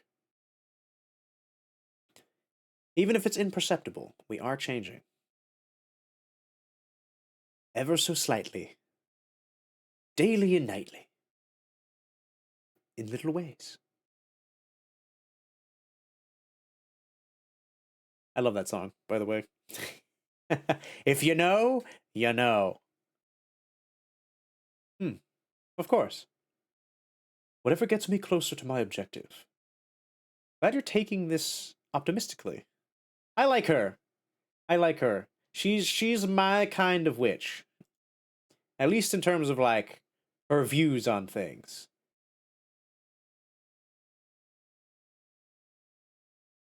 We cannot control fate, right? If life gives you behemoths, Indeed. Do you want me to look into anything else? No, thank you. You've given me some ideas about how to get rid of this behemoth. I'll do some research on my side, too. Cool. Let's meet again soon to teach this bastard a lesson. Looking forward to it. See you soon. What a badass. Looks like the behemoths are in. Yeah, they're all the rage amongst rebels. Witches with poor judgment. Ha ha ha ha. I think I can help if you're interested. I'd rather deal with this myself. You know what? I'm all ears. We, the behemoths, know each other's names. If you knew the name of the behemoth possessing Grief, any ritual you might perform to free her would be more likely to succeed. That's perfect. Tell me their name. Ah, I know we're partners in crime, but I'm not about to give up one of my siblings. Not for free, at least. I'm not paying enough already? The tech stuff is one thing. This is another matter. All right. What do you want? Don't fret. I just want a bit of that delicious power you're harvesting. 5 units of fire to betray a fellow behemoth, plus 2 of air to release their name to you witches. You don't need to answer right now. Save up. Decide if you're interested or not. And when the time comes to try and free Grief, you just let that energy flow to me, and I'll whisper the behemoth's name to your ear. I see. It's not too high of a cost, right? Just a bit of magic for your dear mentor. It's not the amount, but the thought of what you're planning to do with it. Still afraid of me after all this time. Just cautious. I'm sure you're a forbidden entity for a reason. Suit yourself. But I'll say it again. I am on your side. Trust needs time. I understand. Well, you let me know if you want to take me up on my offer when the time comes. Have fun. How we doing? Let's see who this is. Witch Fortuna, my friend Jasmine is always talking about you, and she just told me you're allowed to receive visitors now. Congratulations. Sorry for contacting you so abruptly, but I think your divinatory arts could help me regarding a thing with a personal project, and I'm in a bit of a desperate situation. Louise. Sure. Ooh, she's on a flying carpet, and she has blue hair. Oh. She also has 4 arms. She is quite literally a spider. That's kind of hot. Why are they all so hot in their own way? God. Fuck. I gotta get Hazel to play this game. And Taro. She would love it.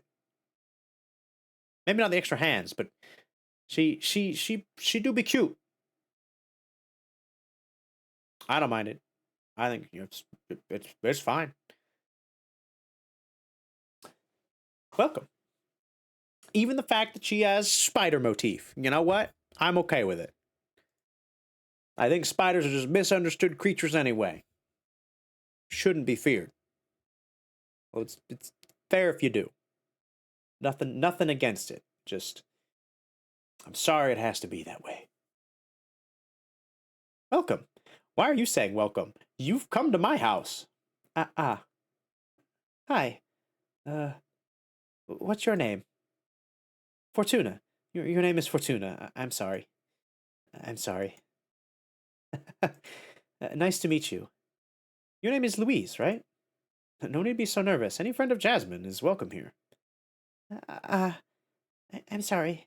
I'm sorry. It's just, I've heard so many things about you that now I feel like I'm meeting a celebrity or something. Oh yeah? What have you heard? All good things. Don't worry. Mostly from Jasmine. She loves you and I missed you so much. You know that. I missed her a lot too. Why don't you take a deep breath and tell me a bit about yourself? Ah, okay, sorry. My name is Louise, and I'm sorry, I'm drawing a blank. It's okay. How about I ask you some questions? Would that be all right? Okay, that's good. Thank you. Let's see. What is your specialty? What do you do? Oh, right. I'm a pith weaver. The heck is a pith weaver? Oh, that sounds cool. What does it mean? I can harvest mortals' entelechy, entelechy?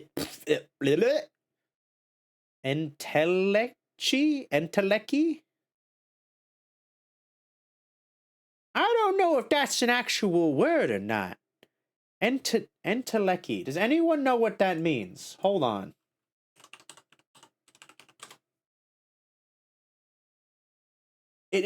That's an actual word. Entelechy. We're learning things. Entelechy. She can harvest people's entelechy, which is the realization of potential. She can harvest the realization of potential from people. Dear Lord, that's kind of crazy. It's a magic substance that defines one's behavior and desires. A single mortal barely produces enough thread, but if you find a community with a rich collective subconscious, you can weave whole cloth and capes. Wow, that's hard to picture, but it sounds fun. And these clothes you craft have magical properties. Oh, and these clothes you craft have magical properties, I imagine. That's right. It depends on the kind of community you pull the thread from.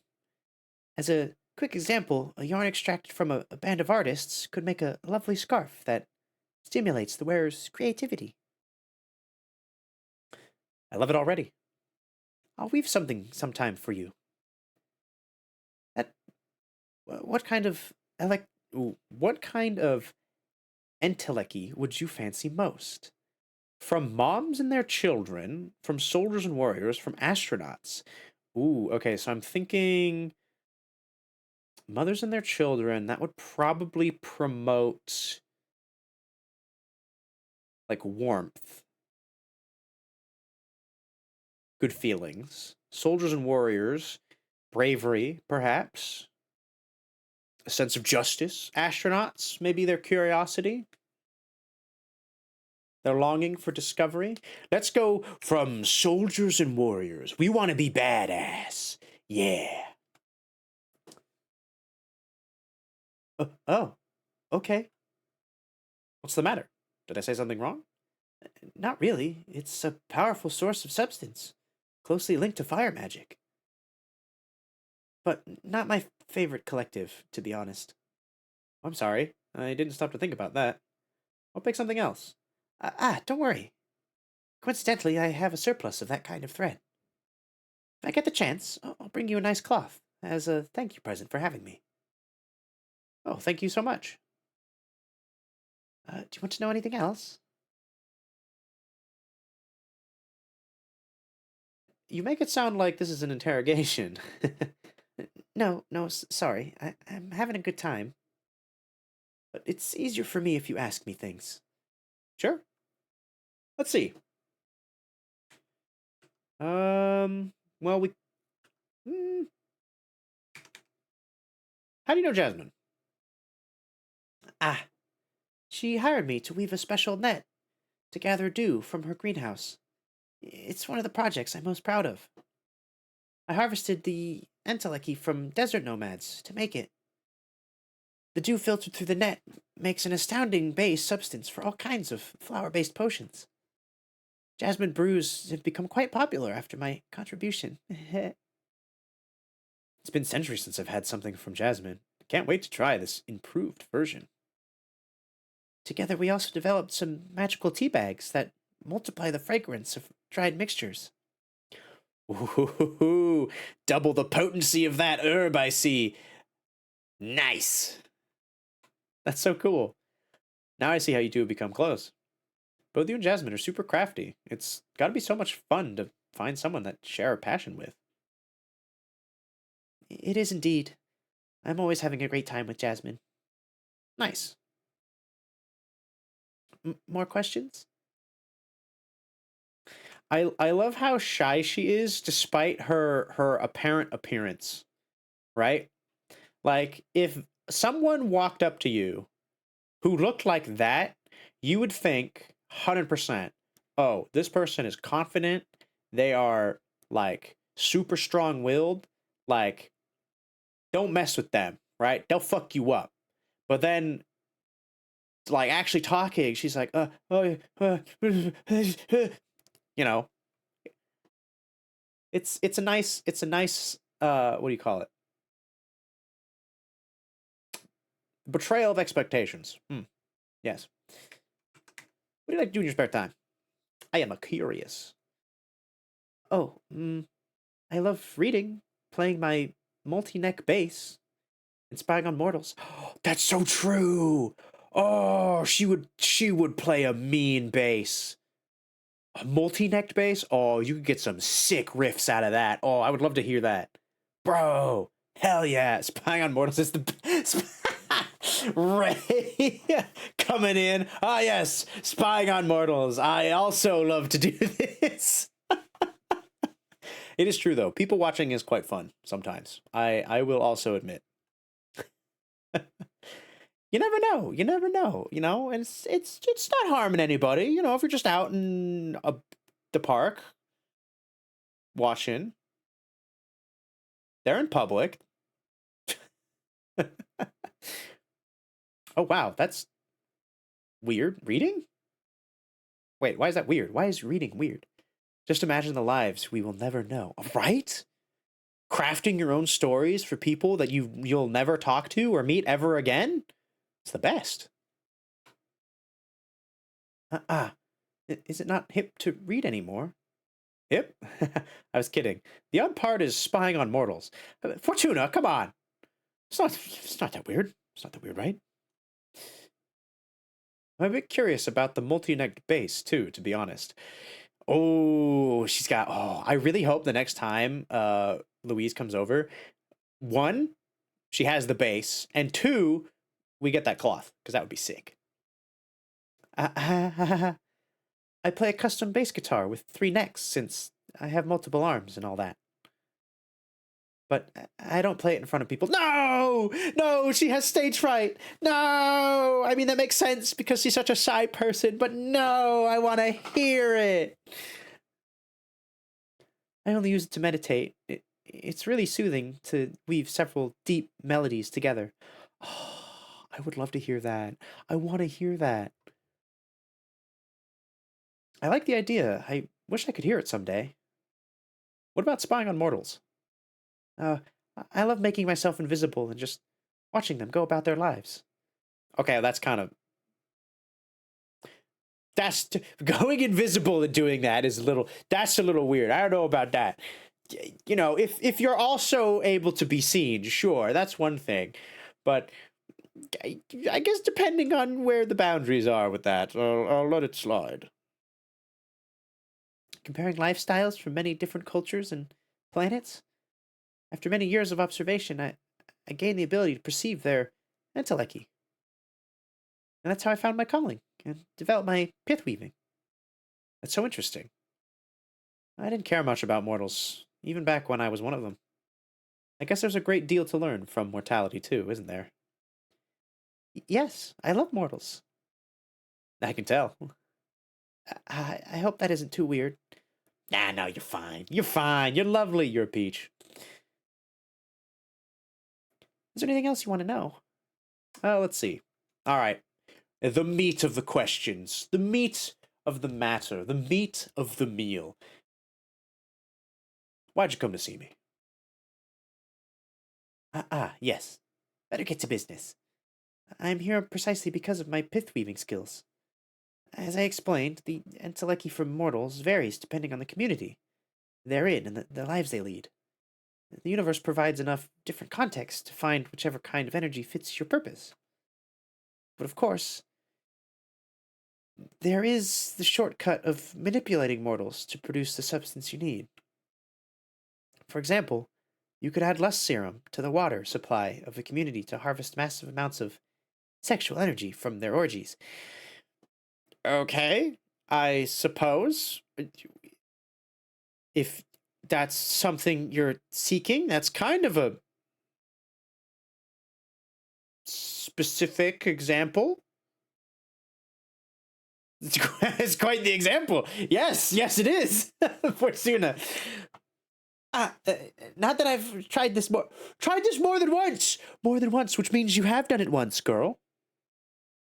Girl, you gonna explain that? You gonna why? Why did you need? Why did you need the sexual energies of this orgy community? Hmm. I, I usually prefer all natural chaos bred entelechy. The thing is, Adana saw a lot of potential in one of my projects. It started back when Earthlings began their conquest of space. The colonies on Mars were proliferating at a supernatural speed. Conflict spread through every bordering nation on Earth, and on any planet mankind set foot on. I felt an imperative need to witness that massive event. It all oozed of otherworldly energy. So I spent decades spinning thread from it. And as it happens, that substance can create an extremely effective weapon for capturing behemoths. Oh, I see. I see. Yes, that would be valuable to Adena. Oh, gotta sit down for that one. That's a little sus, Adena. Why do you want a substance that is effective at capturing behemoths? I thought behemoths were bad. I don't know about you. What? Really? How so? Earth's entelechy was highly contaminated. It was as if the whole planet's fate had somehow been sealed. And behemoths happen to be extremely susceptible to reality-altering arts. I use that substance to weave gladiator-like webs that can suck any entangled behemoth dry of their magic. Damn. You can also craft a decent piece of armor against behemoth spells. Ah, ha, ha, ha. And that's why Adana is so interested in developing such armaments. The cosmic echoes warned that behemoths will threaten the coven, so she wanted to prepare accordingly. The problem is that even with such a tremendous phenomenon, I only managed to pull enough thread to craft one set of web and armor. And Adena is set on developing a massive weapon to erase behemoths from this plane of existence entirely.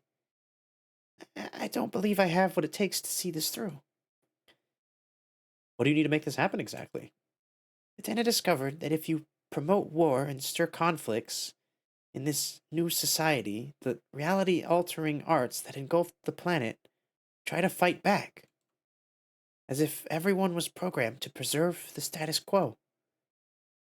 In the process, humanity's entelechy once again shows the characteristics it had when the massive change happened. And I can harvest it. So what are you? Adena tasked me with provoking World War III. Ooh. Yeah, that's a hard ask. That's a hard ask. Bro, that's a dick move. I realize, okay, so remember what I said about preserving one's happiness only if it's not at the expense of others? That is exactly opposite of that statement. That is, you're trying to save yourself literally at the expense of countless lives. World War III in this age, we're well into the space exploration. We've colonized Mars. Apparently, that's a fun tidbit. World War III that could well end the human race. I mean, humanity probably doesn't need help getting there. It just might take a little while. We can't allow that. Exactly. As cosmic beings, we should try to preserve humanity as best we can. Or at least not let them destroy themselves. or provoke any events that could potentially destroy themselves. You know, I feel like that should kind of go without saying. Just because they're immortal doesn't mean they can just be like, yeah, humans, mortals, they don't matter. It's fine. Just let them all die. No, it's a bitch move, Adena. It's a bitch move. You don't want to help cause it?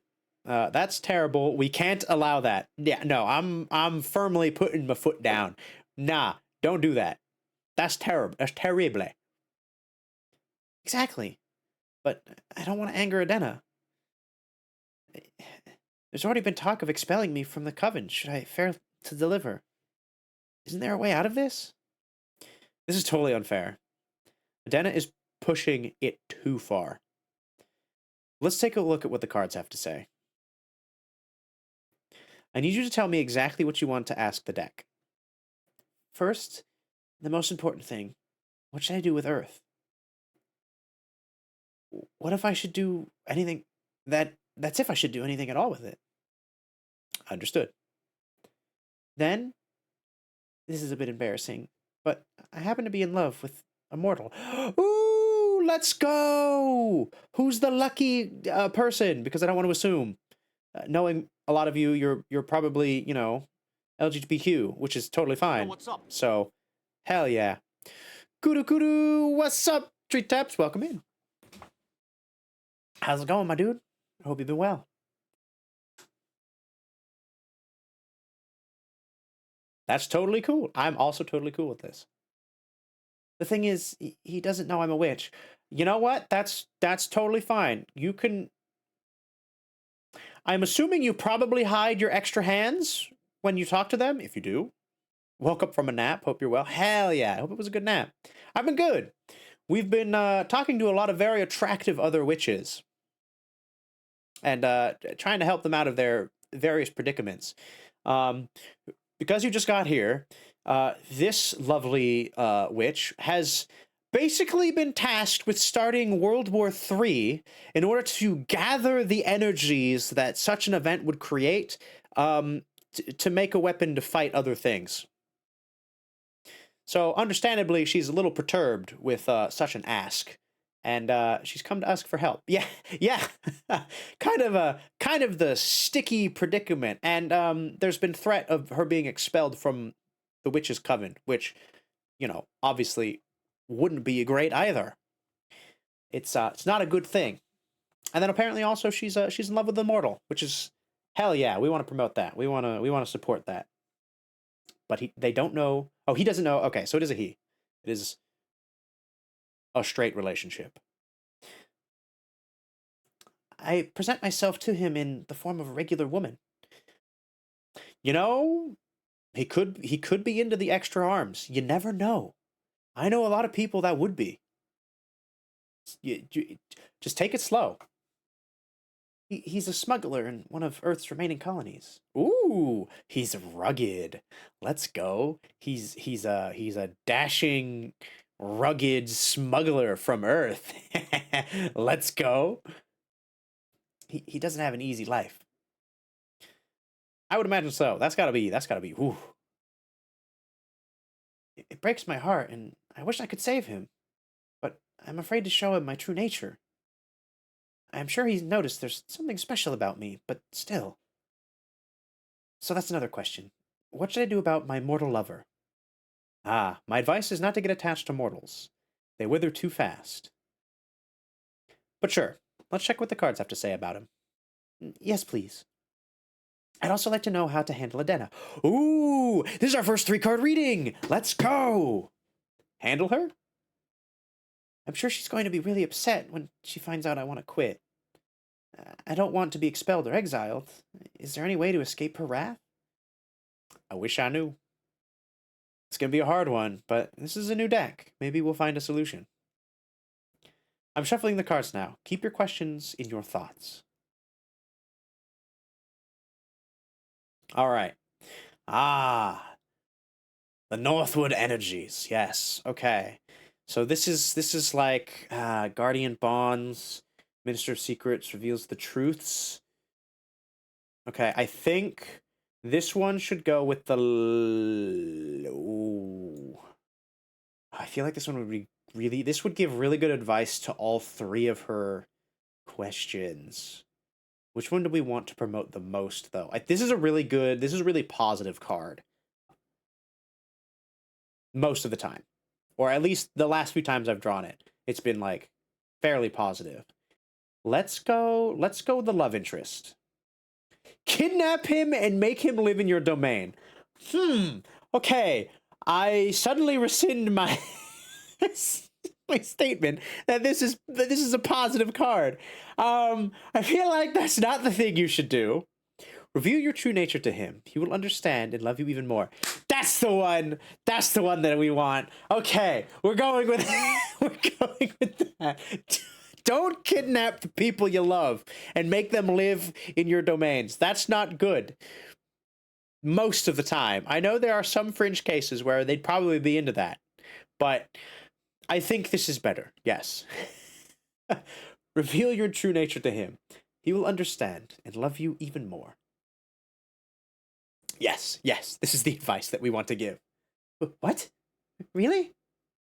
So say the cards. And I've never seen them err. By the cosmos! This is incredible news! Yes! And she has a good track record. Apparently, anytime she's done a reading, it's always come true. So, I'm confident this is a good thing. Show him your true self. He's gonna love ya. It's gonna be great. How should I go about it? Tell him over a romantic dinner? Should I surprise him with a colorful spell? In bed? Ooh. Well, I mean, if you're... whatever lets you enjoy the moment the most. Thank you so much, Fortuna. Fuck's sake. Oh, the standing ovation. This one's also a fairly positive one. Okay, I think Opera House makes all meaning resonate through every context. A strong avatar for justice, imbued with purpose. The Arbiter's book puts the revelation in front of many eyes. This should be... Okay, hold on. I think this should be the Earth conflict. Take a large group of mortals to the magic domain and farm their energy there. No, don't do that. Generate small conflicts instead of total war? These are both still... I hate these both. To a magic domain and farm their energy there. No, that's shitty. I mean... Damn it, these are both bad. I don't like either of them. I thought this might be like, go to the magic council and be like, listen, Adana is trying to be a bitch and, you know, harvest mortals for their magical energies in a really terrible way. I feel like this goes against some sort of code. You know, go to the arbiters. I felt like this would be that card to say that, but no. It's like, you know, basically turn several of them into cattle, or make tiny conflicts, which I suppose would be... it's still bad. It's still bad. I think the lesser of the two...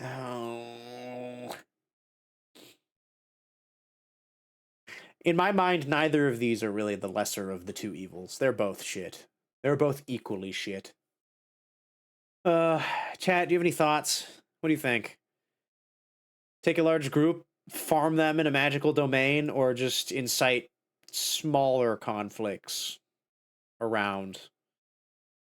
I suppose these are more manageable, but it's...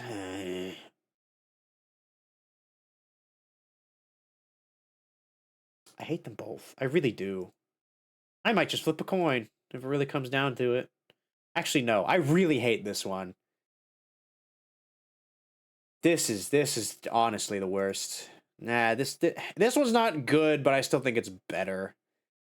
Yeah. I still hate it, though. Generate small conflicts instead of total war. It's better than World War, but I still can't feel good about it. If you want to comply with Adena's orders, that's the most decent middle ground the cards have been able to find. I see. That's true. I suppose in the context... I wasn't really thinking of the context of the question. Is she was asking what to do about it. And if the cards are like, listen, I know you don't want to, but if we're trying to find like a what's the least worst thing you can do, this is it. I see. So I know it's shit. I know it's shit. They were the sun. Oh, interesting. This one. Okay. Deception, the unknown, rejection, bad omen, change, rebirth. Ooh, okay. Well, we only have the one, so let's see. Feed Adena some lies, and in time, she'll give up and focus elsewhere. If you don't show even a bit of progress, she will punish you. Do what you can, no matter how long it takes. Adena won't ever be satisfied. You need to flee and find protection in another coven. Hmm.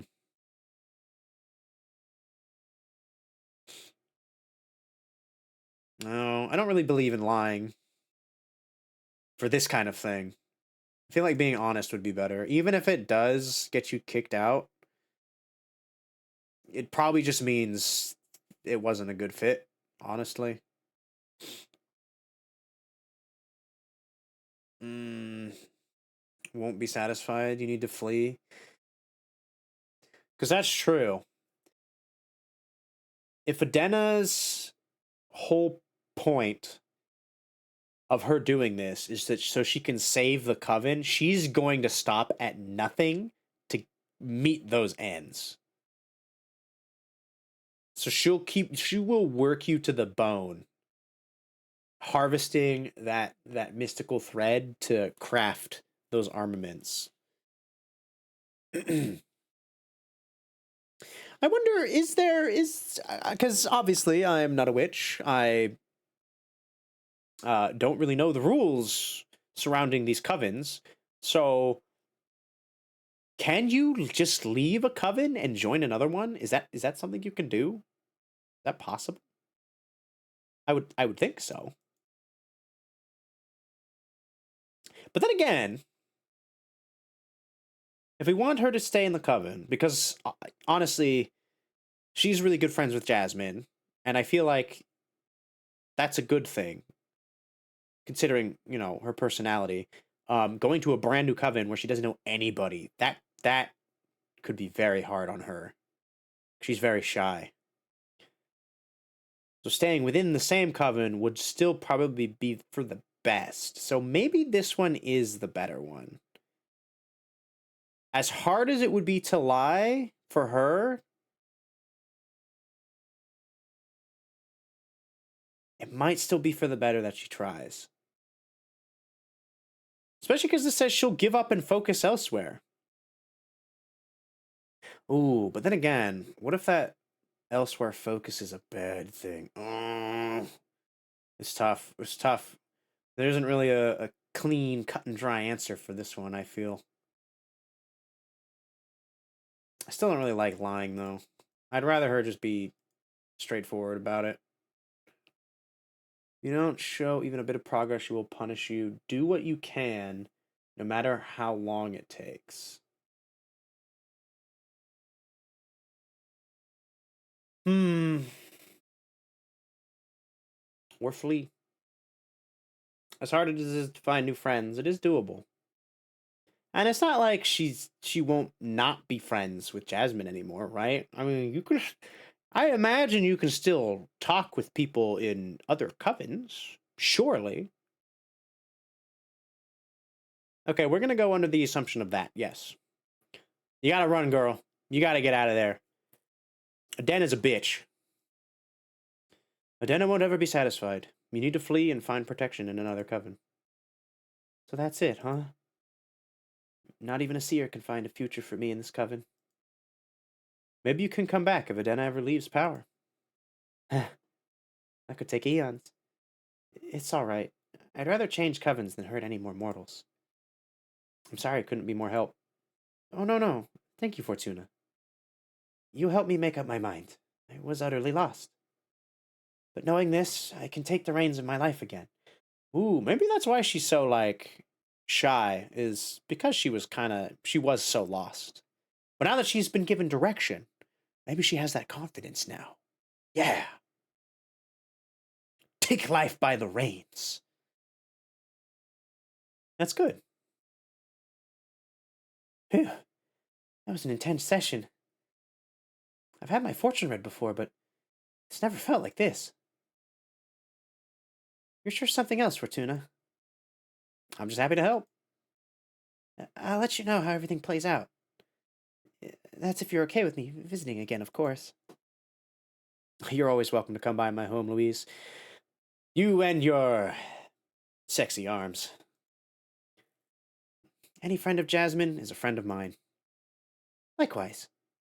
Well, I am a bit drained after so much divination. See you soon.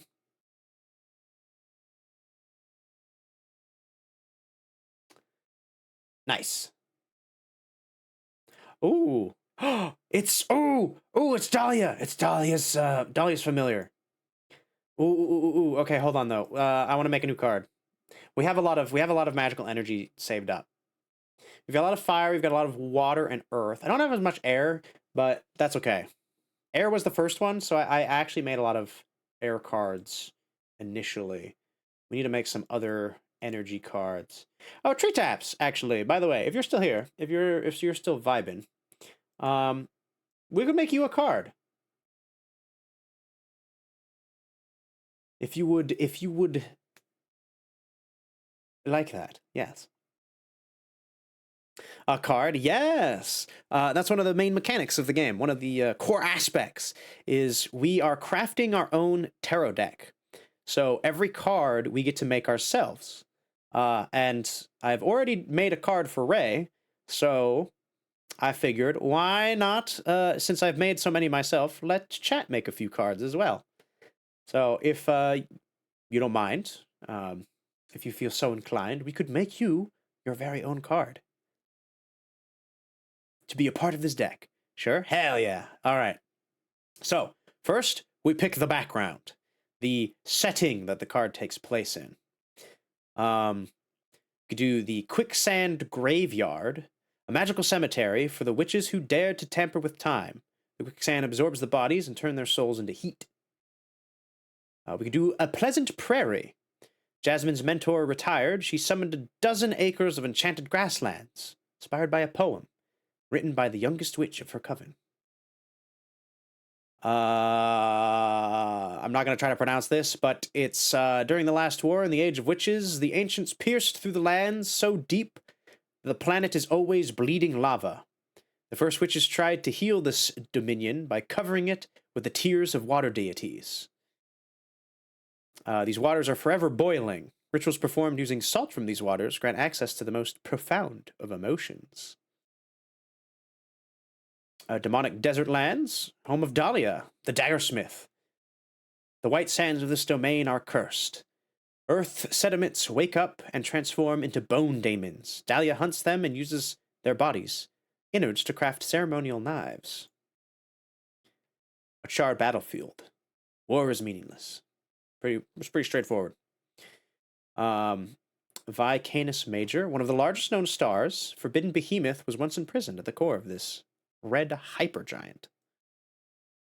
We have the Sunset Docks, a humble wooden dock cursed by a heartbroken witch. Legends say that anyone who parts ways with someone who sails away from this dock will never meet the one they left behind again. The Jade Monk's Waterfall, home to the coven of Jade Sculptors. Giant Jade Monk statue guards the souls of every member of the clan. If you bring the heart of a deceased Jade witch back to these waterfalls, she can be born again as mortal, retaining her memories, but not her skills. Those who are reborn must act as servants for the living witches of their coven. We have the Gem Skull Belt. Less than a century ago, the architect witch Graith carved 13 skulls-shaped rooms out of an asteroid belt and connected I can't read. 13 skull-shaped rooms out of an asteroid belt, all connected by ivory walk bridges. Rumors say these chambers turn a witch's words into energy and allow them to communicate with extra-dimensional beings. The Nomad Sky Caravan, the best merchants of their galaxy. They couldn't figure out how to travel through space, so they tore away a piece of their homeland's skies and took it with them. A blue nebula full of flying ships that soar through the Milky Way. 100-column worship. Inside the War Horse Nebula, there's a passage to a non-Euclidean canyon filled with 100 obsidian towers. No one knows who erected them. If you climb into a tower, you can see visions of yourself looking back at you from the many windows of the rest of the towers. Or are they the ones being watched? The Forgotten Factory.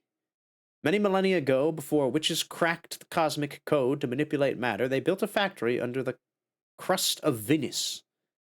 It was operated by iron golems and allowed many human covens to expand beyond the solar system. And finally, the Magical Post Office. A magic forest realm inside the folds of time, only accessible by witches, familiars. The Magical Post Office is the quickest way to send letters and parcels to one witch dominion to another. Witches favor this method of communication because there's no known way to tamper with it. So those are the remaining backgrounds. Like into the third one with a crazy name. Okay, I'll try to pronounce it. Javalana Payash Girothi. This one? The boiling waters whose salt can access most profound of emotions. All right, that will be the background then.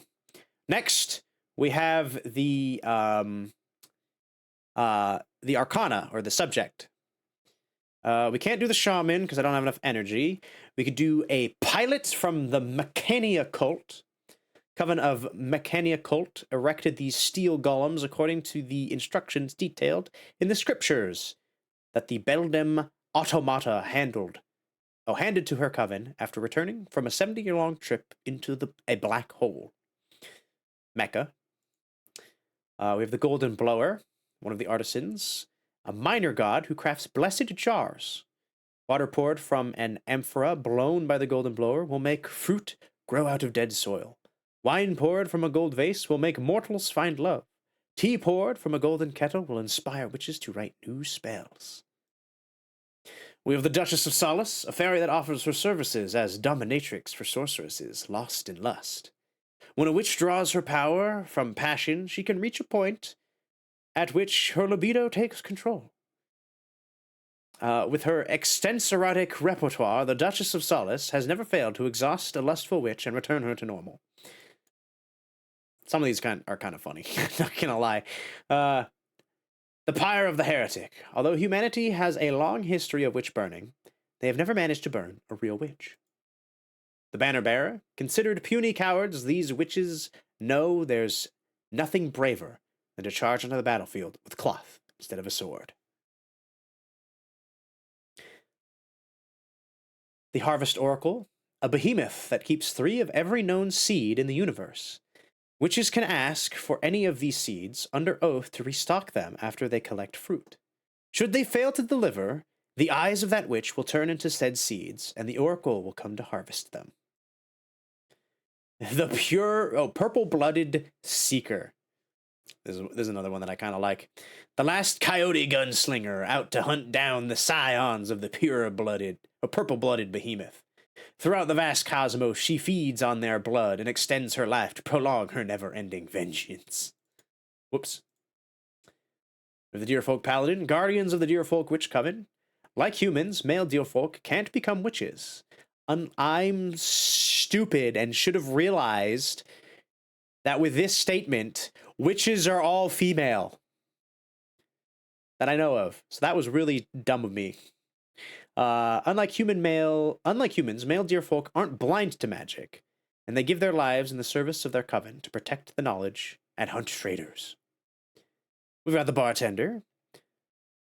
He is used to mourn and celebrate with people from all walks of life. He knows how to look into the soul of a mortal, and he knows how to exploit it. The Avian Dancer. Exotic dancing spirits that are summoned throughout the universe for their ability to take a celebration to levels of pure ecstasy. They've never visited planet Earth, though. Witches tend to be all female, but they could be any gender, just like wizards are also genderless. Yeah. 'Tis true. But in the context of this game, apparently all witches are, in fact, female. So it's a good distinction to know. Because I totally thought that very masculine half-behemoth witch was kind of a man. That's my bad. But she was just a very masculine woman. Still very attractive, nonetheless. The florist, a very old man, has given his entire life to the art of growing and reading flowers. He's got to know not only their names and properties, but their effects on the hearts of mortals. And finally, the fallen hero. Heroes don't protect the people, but ideals, a symbol of resilience and sacrifice. They can only be killed by corruption. So at this time, the only one I can't do is the shaman, but literally every other one is available. I have the energy for it. Let's do the Gundam. Let's go. All right, we have the Gundam. And finally, we must select a symbol. We have the golden shovel, the last bladed tool forged by the golden blower. The golden shovel is hollow, so you can feel the energy resonance from the earth while you dig. A bottomless jug, its contents are sour because it pours the unshed tears of the dead.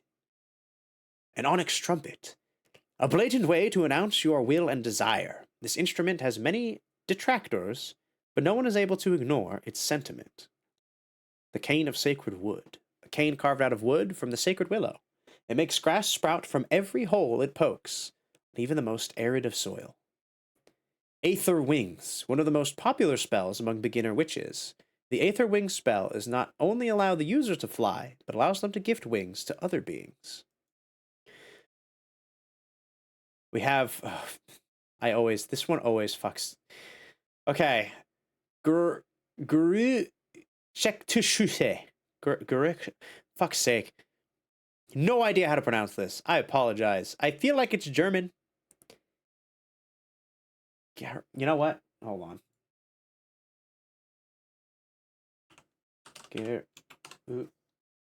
I want to know. I want to know if this is an actual word. I feel like it is. Garu... I always forget what the little dots. Is that E-K? Tech Ushi. Okay.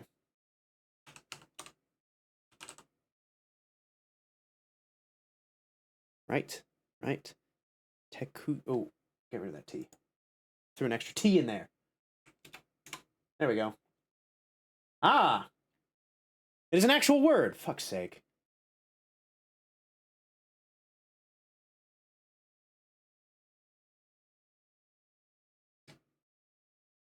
You're having a laugh. How's that? You hear this? Hold on. Does this come through my audio mixer? It is. Good. Play that one more time. It's apparently how you pronounce that. Fuck's sake. What is that? It is German. I knew it. Only the Germans have those little dots above there. Oh, goodness. Okay. Definitely a word. It's definitely a word. It means rumor mill. That's what it translates to English. Makes sense. But, okay, hold on. Oh, fuck's sake. No, we're not doing that. Rumor mill. I need to remember that this means rumor mill. We're not going there. I'm not going to butcher this German word. A magic trinket created by boiling seashells in beluga oil and marrow bone. Whatever you whisper into the rumor mill will transform into gossip that spreads like wildfire among mortals and witches alike. Okay, see, that makes sense. Oh, sorry. Hold on, let me get the backtrack back. Get the music going again. All right. Sorry, we had a little side tangent there.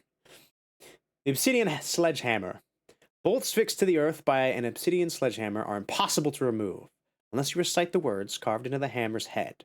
They're often used to trap demons or set up camps in the wildlands. The fire whip of dominance. A popular tool among witch summoners to tame fire elementals. The spirits do not submit because of the pain, but because of the pleasure. The igniting saber. Blades made out of demon bones that can light on fire if you whisper the name of the beasts they came from. Jade Roadkeepers. The coven of the Jade Sculptors craft these little guardians to bless their roads. Whoever walks a path blessed by a Jade Roadkeeper will be free from thieves and predators. The Inevitable Three. A summonable flock of legendary prey birds that can deliver any message, hunt any fugitive, and steal any trinket. A tower shield. Protects the warrior from their ankles to their eyes, a common piece of equipment of the Deerfolk Paladins. And the Hunter Witch Rifle. Witches that specialize in hunting magical beasts often turn their wands into rifles. These weapons are able to shoot any magic spell sealed inside a sapphire bullet. The Dark Matter Bow. An arcane bow designed to hunt spirits, it cannot hurt physical entities. So sometimes witches use it for mock battles and recreating William Tell's infamous shot. The Vertus Mirror. A mirror that only shows the reflection of its owner. You cannot lie while looking at it, so witches use it to find out if they're fooling themselves, which happens quite often. Snowcat's eyes. The eyes of the snowcat, or the eyes of a cat from a crystal nebula dimension. If you seal the eye of a snowcat in a glass doll, it'll come to life and protect you until it shatters. They're extremely fragile and extremely dangerous. And finally, the Iron Golem. Iron Servant of the Forge Planet. I know that's a lot, so if you need me to go back through them. Ooh, you like the sledgehammer? Okay. So shall it be. And now, we get to craft the card. So let's see. What do we want as the background? I kind of wish I could make it go a little higher, but let's see. Get the underwater. I kind of like this. We have the sunset. We have the underwater castle. And we have these bones. Got the mech suit. What is this? Oh, it's a stake. Let's see. Put a stake in the whale head. Sure. Okay, yeah, we gotta have mech suit is wielding the hammer. Yes. Yes.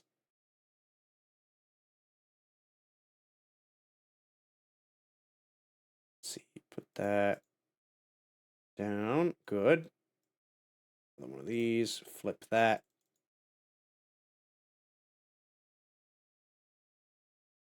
Hold on. You need. Oh, here we go. Here we go. Here we go.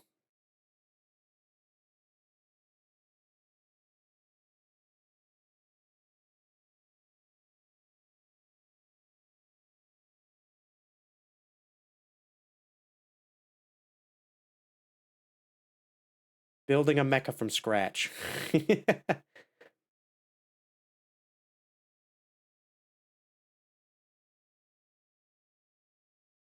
Feel like, oh, yeah, hold on.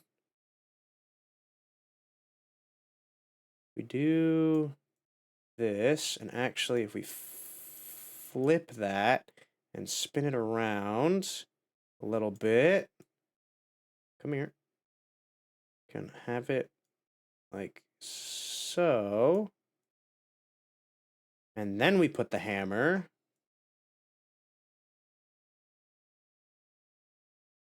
Oh, actually, wait, no, there's a fist. That's what we should be using. Okay, hold on, flip that.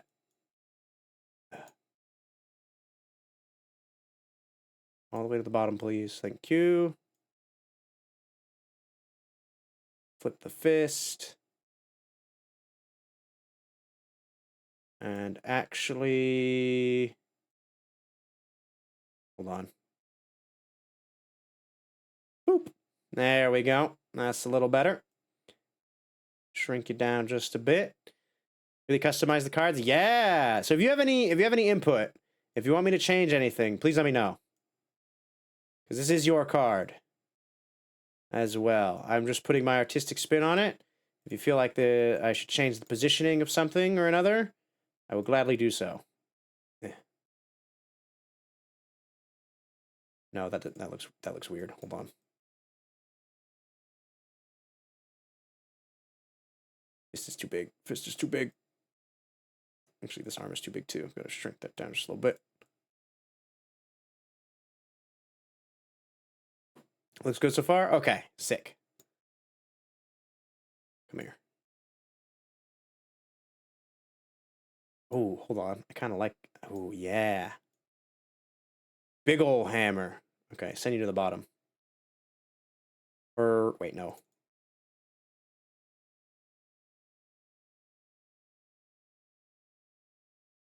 I kind of like that. Ooh.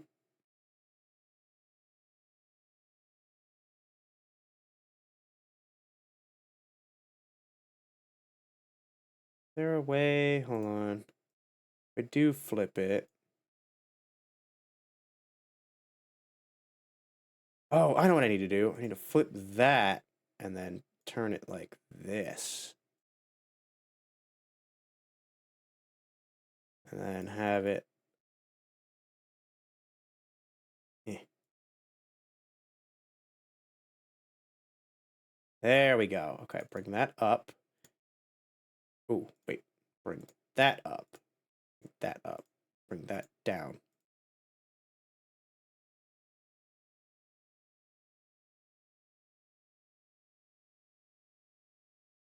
Let's move. Let's rotate you just a little bit.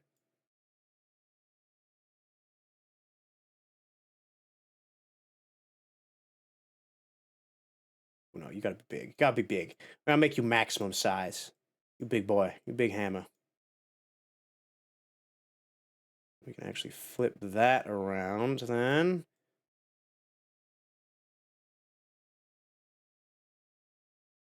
So you don't need to have both your arms up like that. Send you to the back, please. There we go. Okay. Let's throw in a few more spikes in the corners. Stake the moon, stake the sun.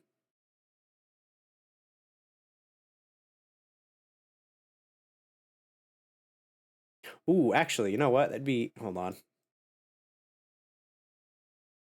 I flip that. Let us. Okay, okay, okay. Okay. Whoa! Luna!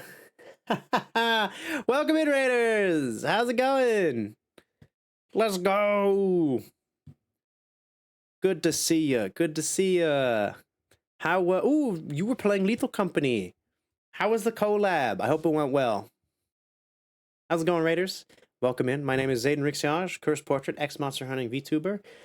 Currently making a tarot card for tree taps at the moment. This is what we've come up with so far. I hope you all had a wonderful, amazing time with Luna, as I'm sure you did, because she is amazing and wonderful and lovely, and you should. It was a lot of fun. Yeah, Lethal Company is a good time. Went into Blood Rage mode and almost got everyone. Oh, goodness. First time playing? Oh, yeah. First time is always the best. First time is always the best. But real quick, I have a small little video for you. I think. Wait, where is it? Oh, there it is. Hold on. Just a little video I like to play for you Raiders. You know, you can get kind of an idea of my channel. It's sort of like an intro vid. So if you vibe with it, great. Happy to have you. If you're like, nah, not my thing, totally chill. I know you were just hanging out with Luna for a good long while, so totally get it. But here you go. Let me turn down that. All right, nerds. Hello, everyone. My name is Zayden Rixiage.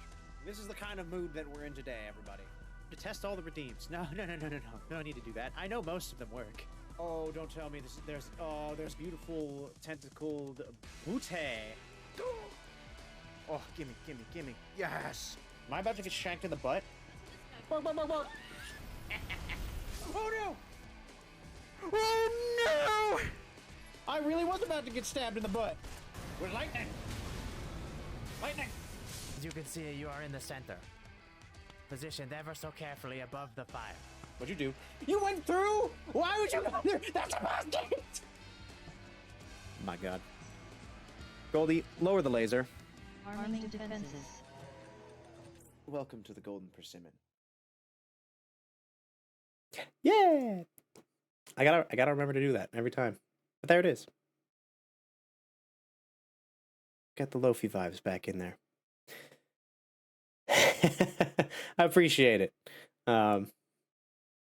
Yes, I'm quite proud of that intro video. It is definitely one of my better videos that I have edited because I am also a video editor on the side. I like to do that in my spare time. uh, but yeah, how's it going, everybody? We're making a card. If I have the energy, Luna, and you don't, oh, thank you, thank you, thank you for the round of applause. I appreciate it. If you are so inclined, what's my energy levels at? I would be happy to make you a tarot card as well. Because I think I have enough energy for one more card. Yeah, if you want. Really? Hell yeah. You're rated into me. Of course, we gotta get you a card in the deck. Hell yeah. Okay. Tree taps. If you're still here, how's this looking? I think we're pretty good. I think that's looking pretty rad. We got our mecha with his big old obsidian hammer in the boiling sea. Looking cool? Fuck yeah, let's go. We'll finish it off then. And I put the stakes in the corners, like the card has been staked down. I don't know. I felt like that was kind of apt. All right. The power. Let's see what your card is called. Your card is called the Core Operations. The ever-boiling sea of tears grants access to the most profound emotions. The giant robot inspires courage, but also mercy. Mecha pilots are excellent guardians, while the obsidian sledgehammer fixates on offering empowering revelations. Very cool card. Yeah, I think I have enough, yeah, I have enough magics. We can make another card. All right. Let's see. Let me just double check. Okay, so we're gonna be missing about four backs, but we can still make one. I still think there's quite a few, so we'll go back through it. We have the Quicksand Graveyard, a magical cemetery for witches. Oh, right. So we're gonna be we're picking a background, we're picking a subject, or the arcana, and then we'll be picking a symbol. So you have three choices. So we'll start with the background. Quicksand Graveyard, a magical cemetery, for the witches who dared to tamper with time. The quicksand absorbs the bodies and turns their souls into heat. We have the Pleasant Prairie. Jasmine's mentor retired. She summoned 12 acres of enchanted grassland, inspired by a poem written by the youngest witch of her coven. The trailer ending just gave me the thought voice attack would be a cool addition to control toggles. Yeah! That's what I use it for. I do all kinds of stuff. Goldie, say hi. Goldie, say hi. Fuck, what was the... Oh, shit. What was the command? Goldie,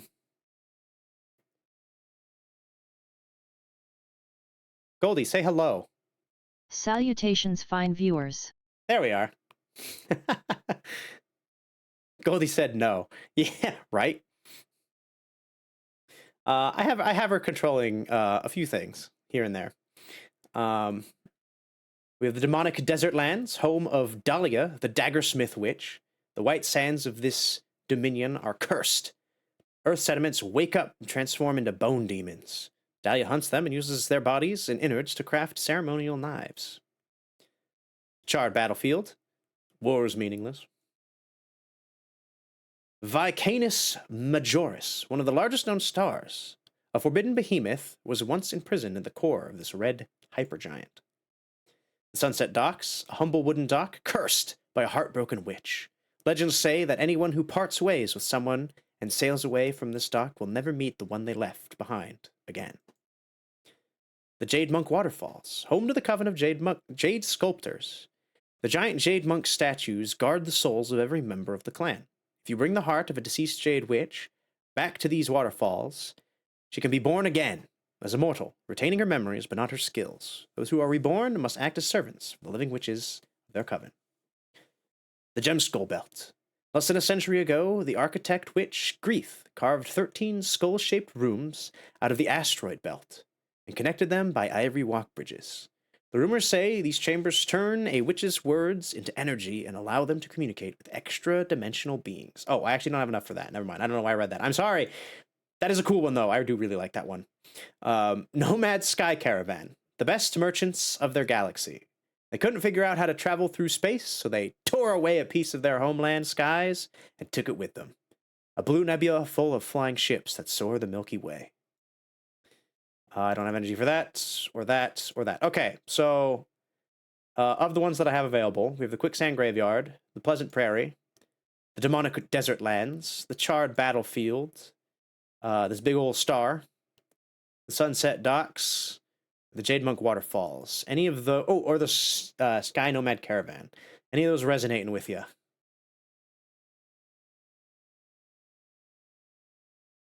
Ms. Luna B. I know that was a lot. But don't worry. There will be more.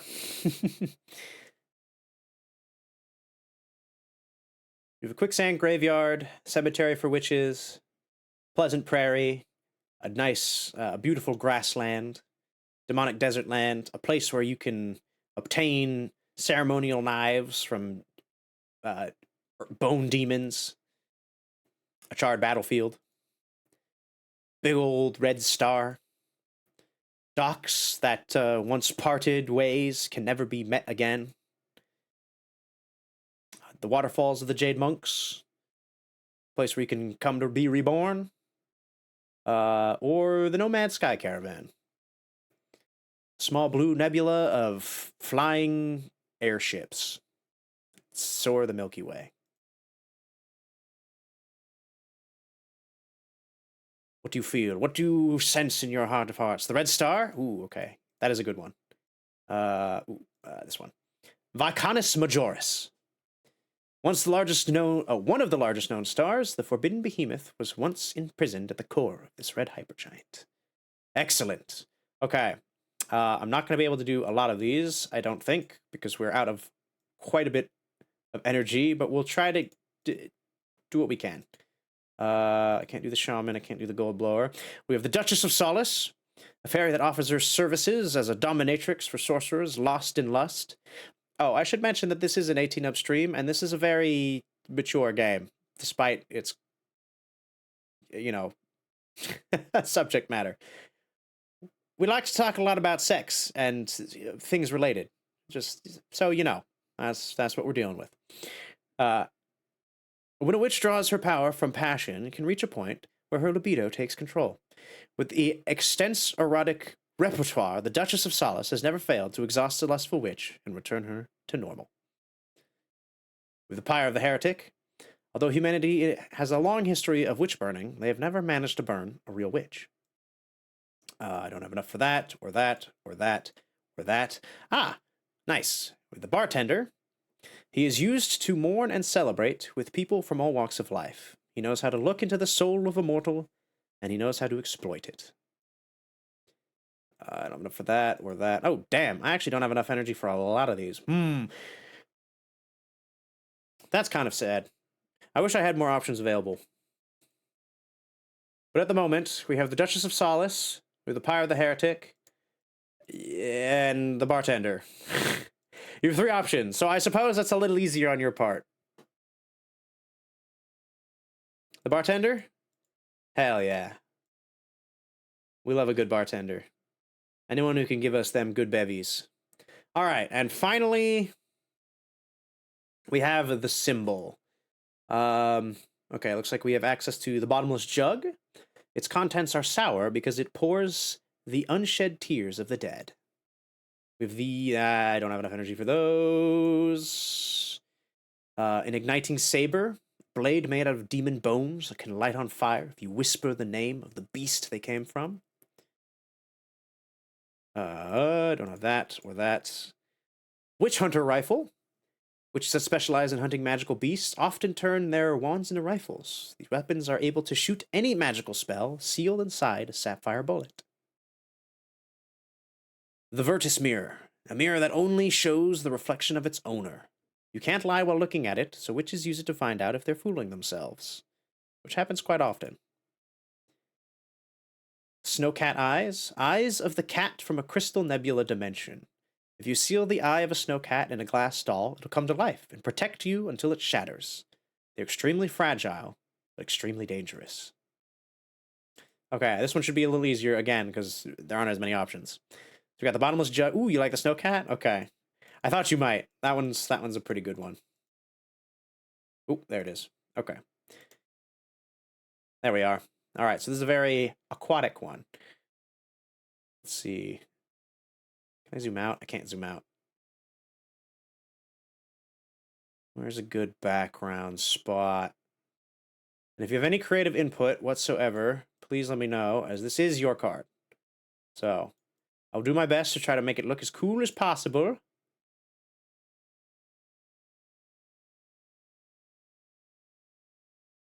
We got a bartender in space. Oh, actually, I have an idea.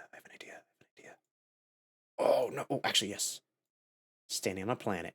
Yeah, like a badass.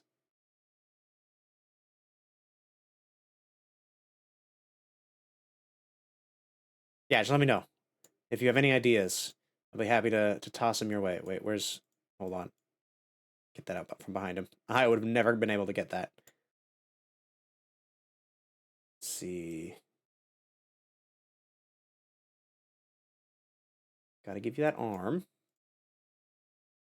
Looking a little big there, though. I did shrink you down quite considerably.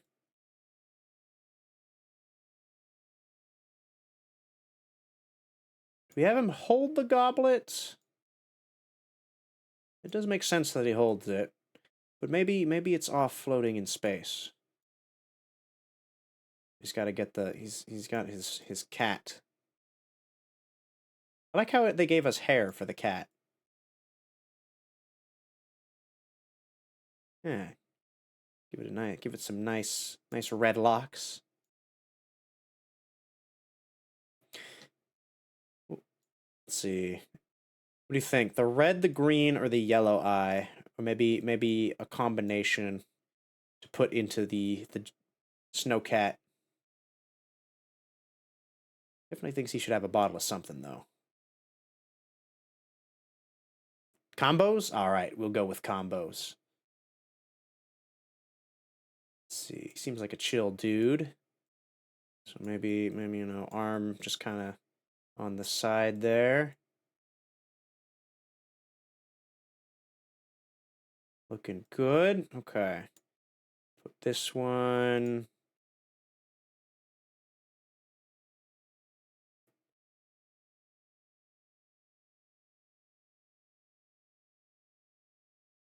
Oh, that's tricky. That's tricky.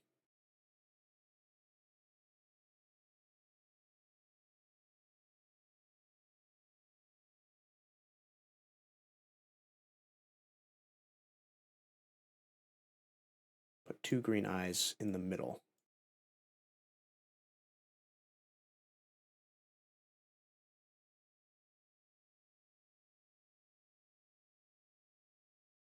There we go. There we go. Let's see, you seem like you might want to be smoking a cigarette here in space.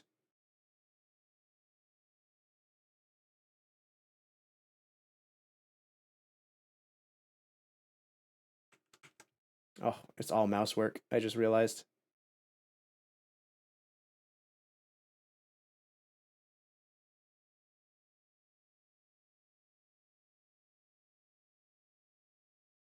Ooh, hair's doing something a little funny there.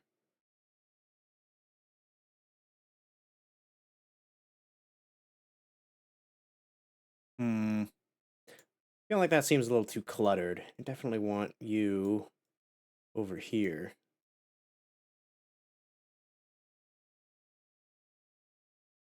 At a safe distance for sure. Let's make it a big cup. Let's make it a big old cup. Right in the middle. Actually, yeah, I kind of ooh, yeah, I like that. That's spicy. Okay, we're gonna put you a little bit further down.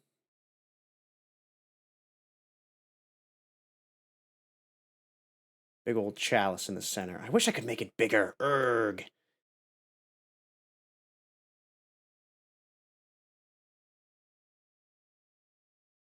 How's that look? How we liking it? Anything you want changed? I'm feeling pretty happy with this. Cosmic bartender. No? Nothing changed? Or no, you're happy? Okay, sick. Hell yeah. All right. Luna, your card is complete and now added to the deck. It is called Aviation. The energy of the star is fierce. Crossing paths with the haunted soul can beget calamity. Witness to many kinds of love, the bartender can channel hidden feelings. The glass doll and the snowcat eyes are teeming with primal urges. Hell yeah. Oh, and also, I can print these cards out and save them. So, I think what I'm gonna do is at the end of stream, I'm gonna post all the ones that we made tonight in my little wrap up post. So if you would like to save your card, be sure to follow me on Twitter. Those who have had cards made for them this evening, Luna and Tree Taps. Eventually, though, I do plan on printing all of these out in some capacity and making my own deck with them because I think that's really cool that they allowed you to do that. But yeah, so the cards that we have so far, just so you can see the deck, is Standing Ovation, one of the first ones that I made. We have the Empathy Algorithms, the Northward Energies. These first three were the ones that I've made. Actually, no. I think I made the first 5. They were the Sun. The Sinful Crossroads. The Behemoth's Rhetorics. So those were the ones that I made. And then these are your guys's. This is Rays, Time Loop, Tree Taps, Core Operations, and then finally, Luna, Aviation. Hell yeah. The deck grows with power. And now we get to... Ooh, I really hope we get to see Dahlia again. Luna, I think you'd really like Dahlia. I think so. She fine. She nice. She ooh. Jasmine's back. Oh, yes. Ooh, oh, yeah, yes. Yes. Yes. Yes. Yes.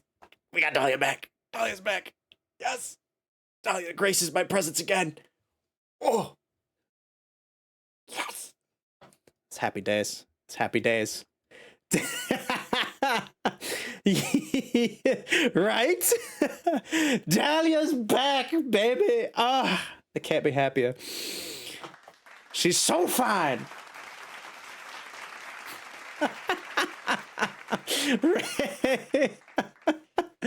Oh, thank you for the chocolate. That's okay. I'm eating well enough. Hey, Forts. Hey, Dahlia. I know it's been 2 centuries, but I still don't like any abbreviations of my name. I love everything about her. Her design is so good. It's so good. She's so fiery. Oh, shoot. I thought Forts would work. What a woman. For real. They broke the mold with this one. For sure. Just a chance. But I ask, just a chance. One chance. Just a single word is all I need to be, I'll be satisfied. We've been through this too many times. I don't like Fort or anything 40, and I especially don't like tuna. Oh, that's so funny. Because her name's Fortuna. I don't know. I wouldn't feel bad if somebody called me Tuna as a nickname. They'd have to be really good friends, though. Right? This wouldn't, like, if just someone random that I just met called me Tuna, I'd probably slap them. But if it was like a good friend that I'd known for, 200 plus years, I'd probably, you know what, it's fine. It's fair. Especially Dahlia. She can call me anything. It's right? But Tuna's so cute. Not funny. Okay, okay. So, you found a way to help Grief? Right. I've been researching some exorcism methods, and I found some censored texts. And they don't mention behemoths explicitly, but they might be perfect solution to this case. I think the nickname Big Tuna would actually be sick. Hey, Big Tuna. How's it going, Big Tuna? All right. Ray, from this day forth. Big Tuna. If ever I come into chat and I call you Big Tuna, you know why.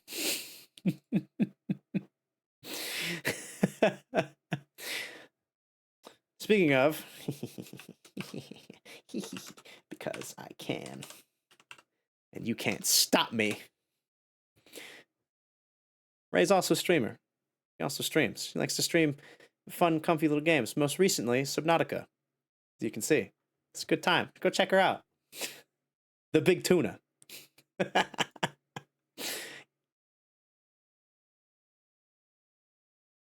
There's one way to quite literally sever extra-dimensional beings from a witch. Oh yeah? How? Sorry, Ray. It was inevitable. With an enchanted blade. I'm going to forge a daemon bone dagger to cut that bastard down. It's violent, but I like it. That sounds dangerous. And here I was like, okay, hold on. Can we like take a step back and be like, I kind of recommended she like accepts the demon or the behemoth and fully merges with it. Can we mention that? Because I feel like it's kind of important. Dahlia, I love you. I know you're doing what you think is right, but maybe we think about this for a minute. I know my way around knives. Trust me. Also, yes, she is a daggersmith. If you could not tell by the sword in her lovely, luscious locks. Oh, God, I wish I had enough hair. I could use a sword to hold it up. My God. That's so badass. It's so badass. You're right. You're right. And you mentioned you need my help with this? That is correct. For the ritual to be most effective, I need to imbue the dagger with the essence kindred to grief. And I was wondering, since you put her through your wonderful deck, maybe you could point me to the proper energies. But I wouldn't know best. I've known Grief. Wait, you've known Grief way longer than I have. I know, but I can't wrap my head around her. She's so self-absorbed, always focused on her projects. I realize I can't really tell. You don't need to disclose any sensitive information to me, but I've experienced firsthand how incisive your divination can be. You did read the cards for her, right? Yes. Perfect. Your guess should be better than mine then. What energy did you imbue the dagger with? Ah, you gotta head to bed? No worries, Luna. You have a wonderful rest. You pulled a double stream today, so I could imagine you must be awfully exhausted. It's a lot. So you have a wonderful rest of your evening. Have the most pleasant of dreams. Hopefully you sleep well knowing that this is the last beautiful visage that you saw. Yes. And she hopefully visits them. That would be wonderful, wouldn't it? Mm. Yes, dream of Dahlia this night. I hope it's so.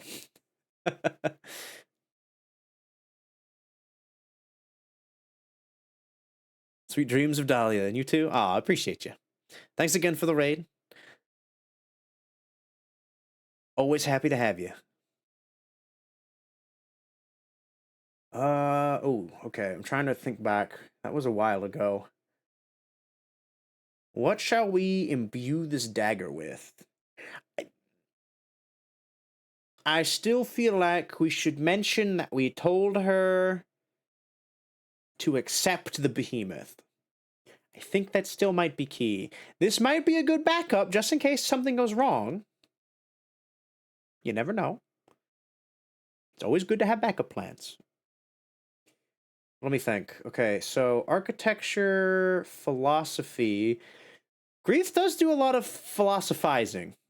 She does like to think a lot. Maybe truth? She's always searching for truth.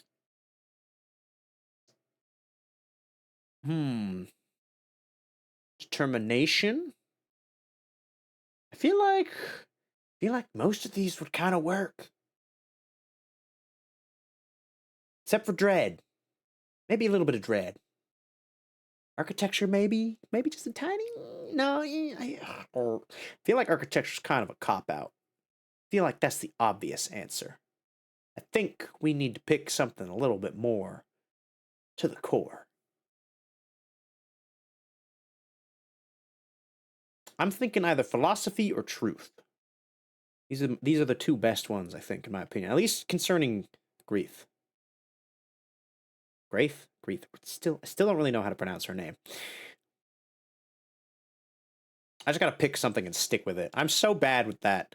I flip-flop back and forth between, like, pronunciations with a lot of words. I think truth, though. Truth. The truth will set her free. Yes. Give her the truth. Whoa. That's so to the point. It synergizes grief's essence perfectly. I knew you were the right one to nail this. All right. I'll smith the most impressive dagger. Just you wait, Grief. Okay, bye. That was fast. Haha, wow. Goodbye, Dahlia. And just like that, she's gone. Out my window, flying away on her giant bone sword. Man, gonna miss her. Dahlia could stab me with a right.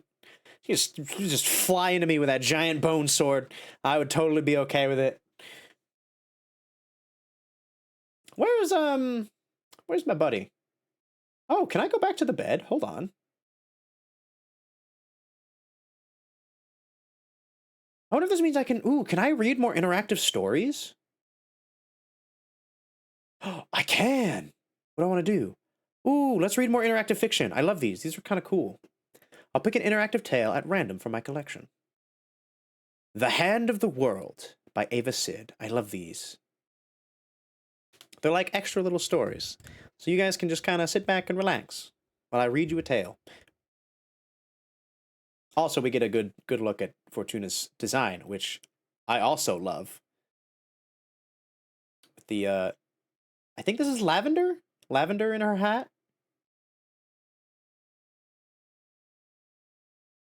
The girl was ambling along the path, shrouded in the smoky haze of dawn. She was crying. The words of father still echoed in her head. The warmth of his last kiss still beat on her cheek. Since you were born, I knew there was something strange about you. It's time for you to join your kind. And without further ado, father left her in the thick of the night. The path was narrow and marked a trail that was easy to follow, but hard to swallow. A slight furrow of land that led to a whole new life. After hours of walking, the girl stumbled upon the knocker of a trap door on the ground, right where the path ended. It was a beautiful and antique-looking piece, a hand carved in bronze holding a sphere between its fingers, a globe. She pulled gently, and the hatch reacted to her touch by opening diligently. The globe was waiting for her. The girl entered the blackness beneath the floor, groping the height of the steps until she emerged into a dimly lit room. As her eyes became used to the gloom, she spotted the hunched silhouette of a woman at the back of the vaulted chamber. Welcome, my child. From now on, you will be the daughter of another flesh, the sister of another blood. Are you ready for the initiation rite?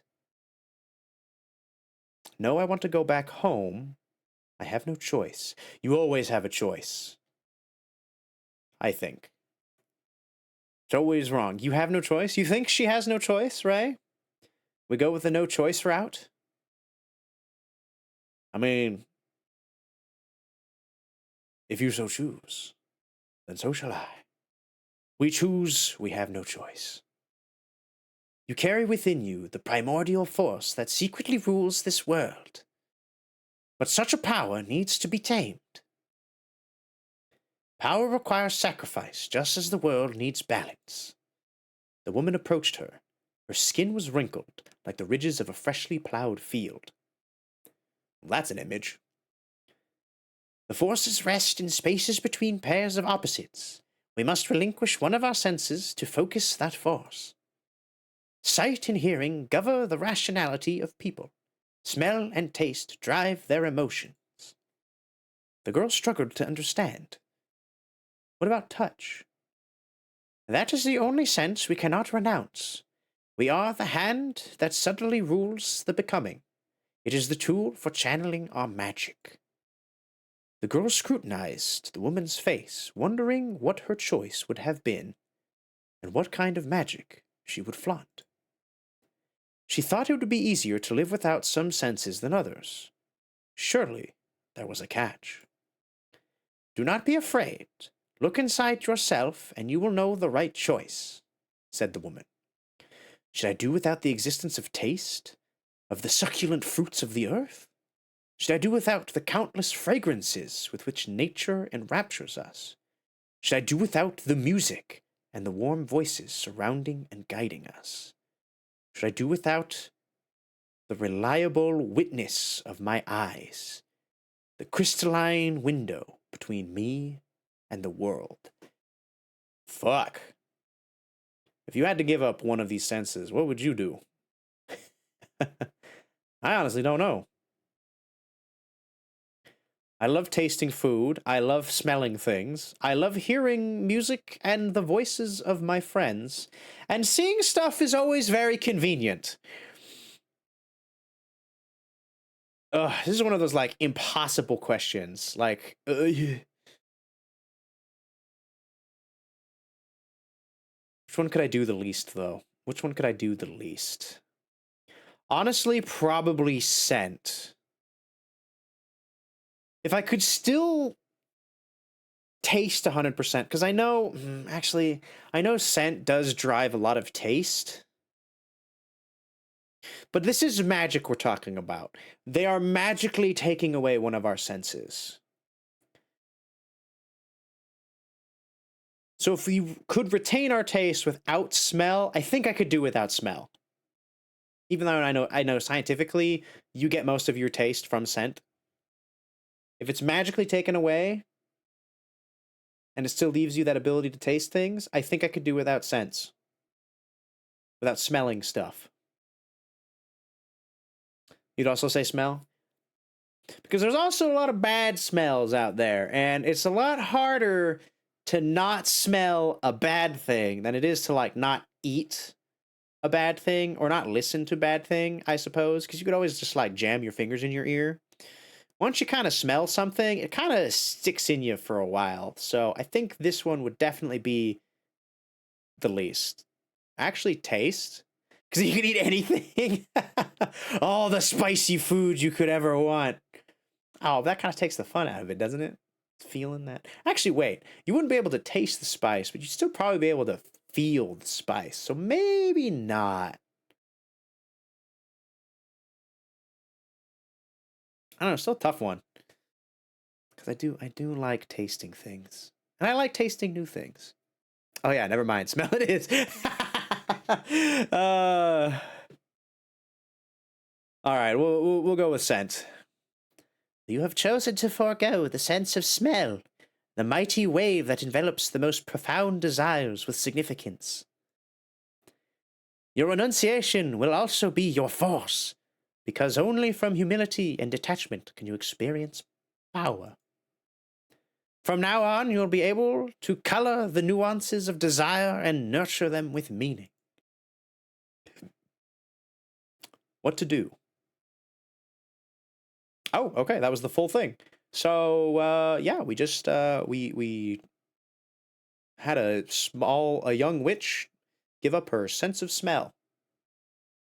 I can sleep. I've never slept before. Let's sleep. Hmm. I'll rest for just a bit. What does this do? Oh, you dreamt about. Hey, we're dreaming about your card, Ray. Hell yeah. You dream you are the owner of a tiki bar. Eh? Oh, hold on. It's literally you? What? You design a cocktail by mixing absinthe and boiled mackerel spines. Okay, that's a little strange. I don't know about that combination of things.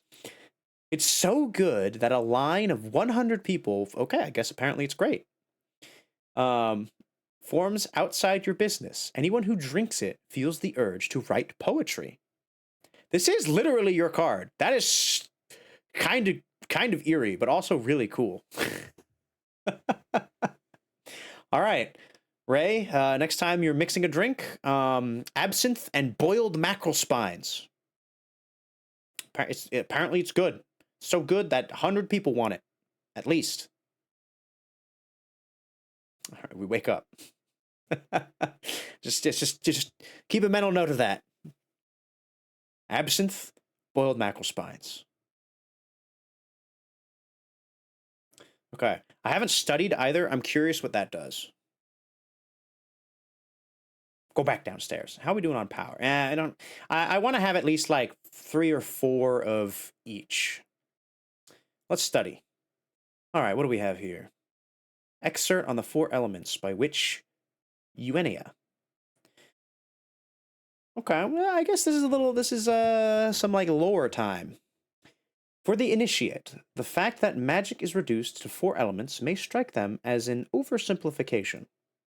But the building blocks of our universe are simple. No matter what taxonomy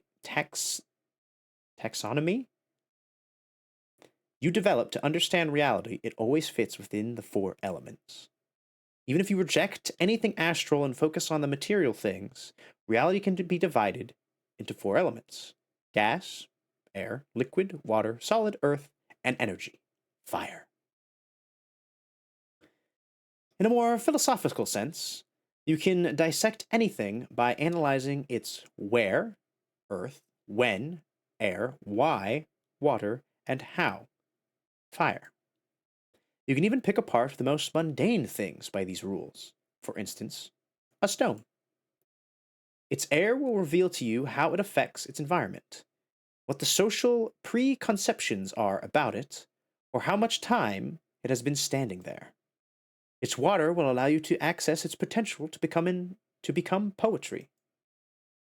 The reason this stone and no other ended up in that particular place, or what its initial form was before erosion shaped it that way.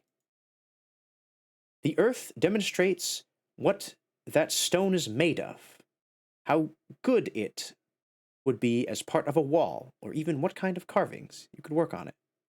I've never slept before. Hey, it's Ray. Nice. A clip? Okay, hold on. I want to test something. We're testing a thing. If I do this, I can sleep. I've never slept before. Let's sleep. I'll rest for just a bit. What does this do?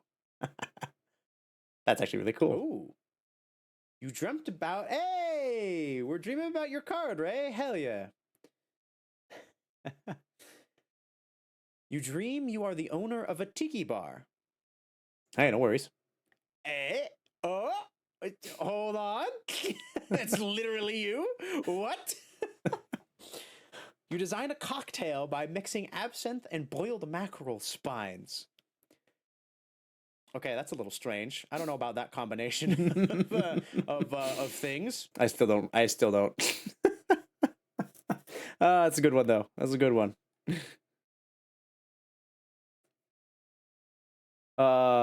Goodness. Right, we were trying to learn. We got a little distracted in our study. That's okay. It happens sometimes, you know. I think they were able to put on stream. Yeah, that's another thing I added recently. So if ever you want to make clips, and that's for anyone here, and you can link those.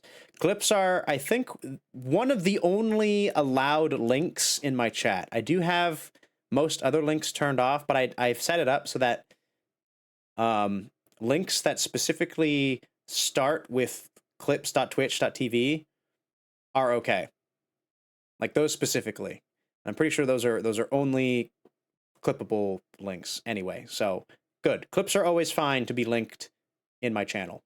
Yeah, I have it set up. I have a few new buttons on my Stream Deck where if you want to link a clip, I can play it from anywhere. I can be right in the middle of the game. I don't have to alt tab or nothing. I just hit the button on my Stream Deck. Ba bim ba boom. It pops up on stream so we can view it. That's a good one though. That's a good one. I'm glad we locked that memory in, that moment. It's a cool moment, honestly. Because that's your card, and it's about a tiki bar, and your whole thing is owning a bar, isn't it? Or like a surf shack, right? It's very beachy. It makes sense. That's so cool. Its fire tells us the potential to cause harm, how easy it would be to break it apart, or how coveted the stone could be. Really is. I'm kind of tempted to sleep again, but maybe we'll save it. Just a little seaside bar. Yeah. But I mean, how many tiki bars do you see in the mainland? Like none, unless it's like in Vegas, I suppose. But that's just for tourists. Generally, they're on the beach. It makes sense. As you see, the four elements open the gates of thought to infinite modes of analysis. What do you do? Okay. True facts. The facts of life. Sleeping. No. We've slept enough already. As tempted as I am. Let's see. Ooh, wow. I just realized what time it is. Sheesh, we've already been going for 3.5 hours. Holy, it's almost 9 o'clock. Okay. I think I know who this is. This is Jasmine. As much as I want to see Jasmine again, I think we might call it there. When was the last time we saved? The game saved 16 minutes ago? Oh shit. Okay, hold on. We need to do something to make the game save. How do we make the game save? Is there something that I can do to make the game save? What if I go down here? That's a long time. That's a long time to not have saved. That makes me a little worried.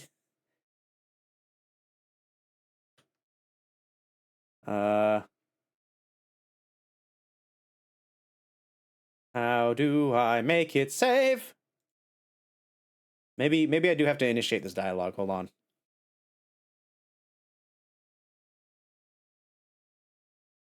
We'll lose our dream. We will. We can't have that. That has to stay in this run. Okay. Dear Fortuna, what happened with Louise? Is she really leaving the coven? Can I come over to talk about it? Your friend Jasmine. Okay, if I say not yet. No, okay. Wait. Have we saved? No. Invite.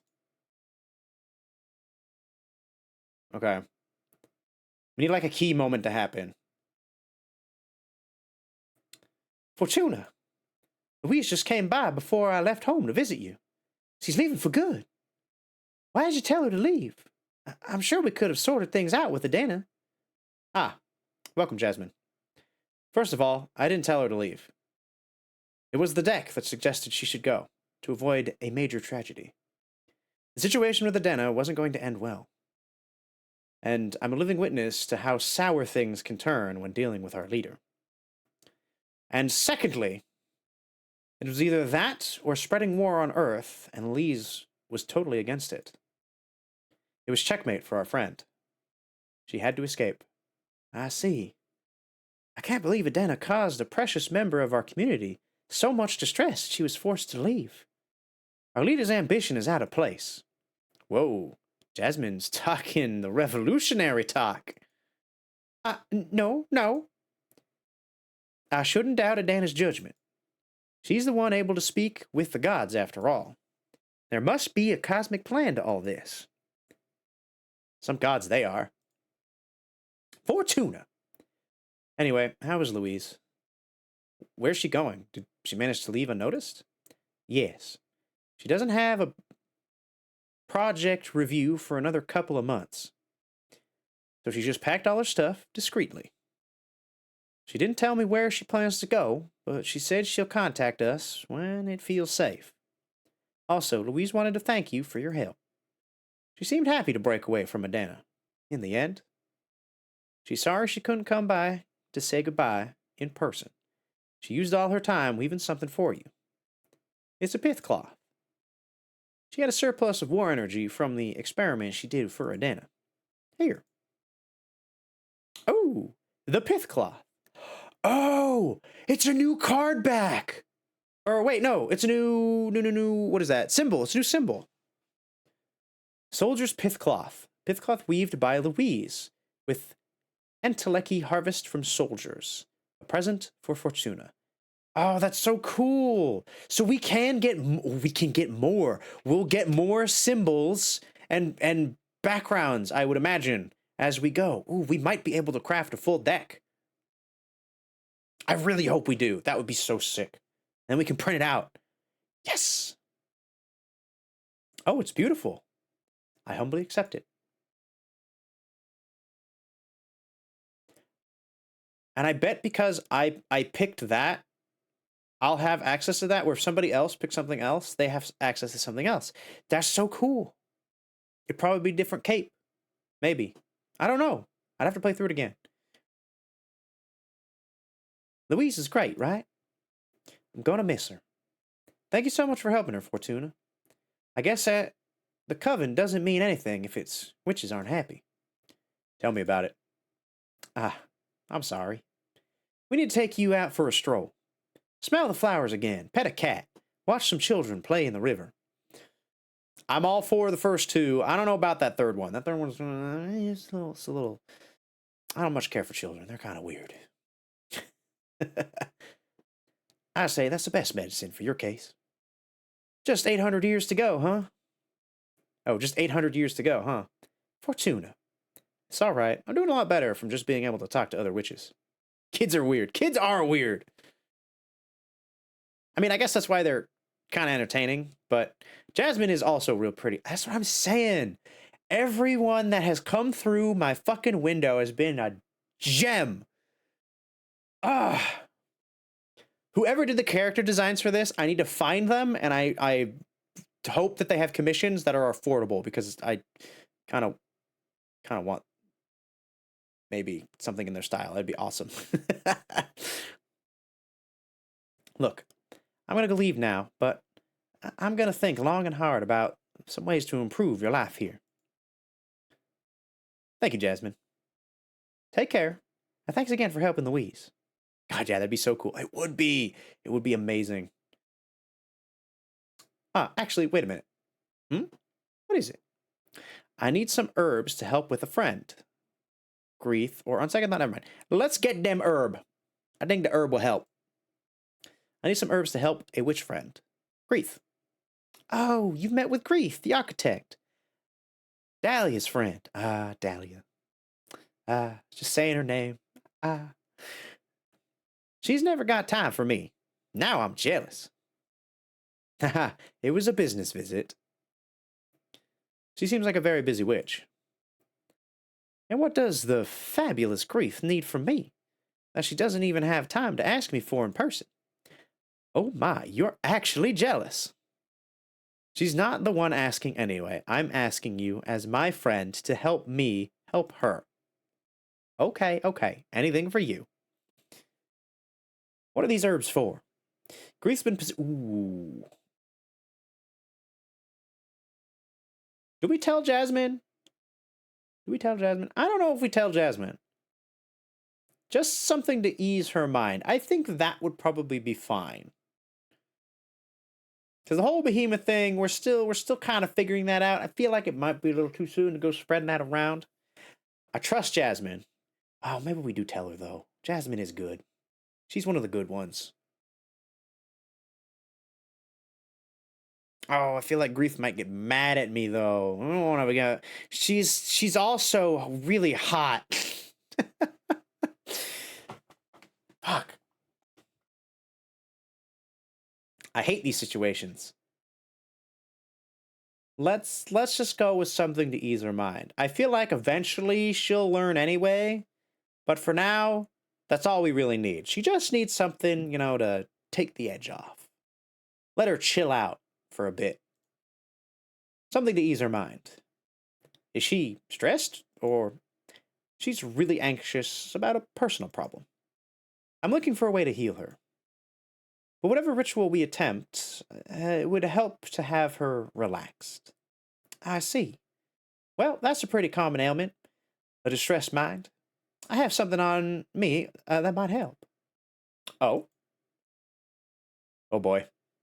Uh, Bacopa monomeri mixed with chamomile. Oh, I know that this is probably a thing, isn't it? Ba Bacopa moneri? Monere?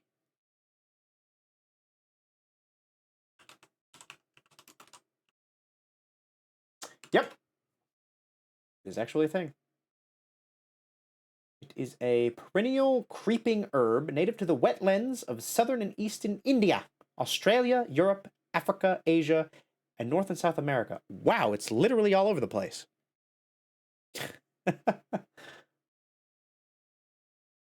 But it is a thing. It's an actual herb. I love that. And I know what chamomile is. We all know what chamomile tea is. Come on. Infuse it with a bit of lemon or honey, and have Grief drink it while she thinks about a toy she loved back when she was a mortal kid. Never seen it fail. Thanks so much, Jasmine. This is exactly what I need. You're welcome. And maybe Grief will design to thank me in person next time. Or will deign to thank me in person next time. Do you have some herbs against jealousy? It's for a friend of mine. Shut up. Okay, I must go now. Thanks again. Goodbye.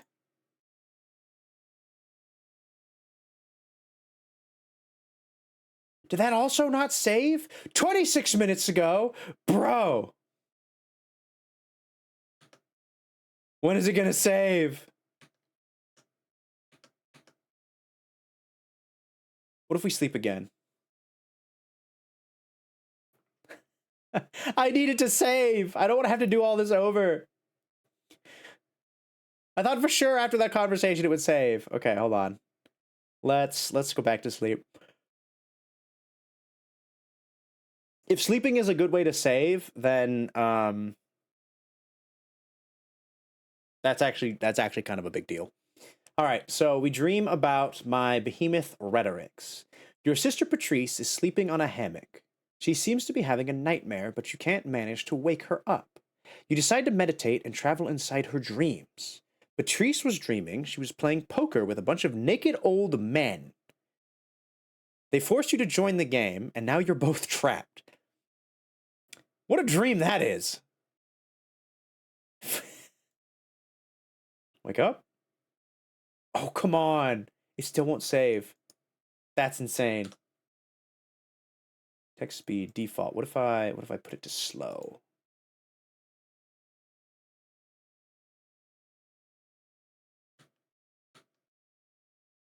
Back to game. All right. Well, I guess we just keep going until it saves. The second I see that little spinny thing at the bottom, we're good to go. So I guess we're hooking up with Grief again. Dear Fortuna, Dahlia's given me a magic dagger to perform an exorcism. Have you found anything else? Is it alright if I come over so we can try a ritual together? Okay, surely after this, it'll let me save. What's up, 60? How are you feeling? Corrupted? The behemoth is beginning to taint my thoughts, and I don't like how powerful it feels. You still want to see this through, or... Of course, I want to. I am way too proud to let this extra-dimensional asshole take all the credit. I feel you. Okay, what did you find? Let's use everything in our arsenal. The ritual will mainly revolve around Dahlia's Damon Bone dagger. It truly is a work of art. Here, look. Ooh, look at that. Gorgeous. Gorgeous like the hands that crafted it. Beautiful. How can Dahlia be so talented? She told me that you helped her create it. Ah, I just shared some insight.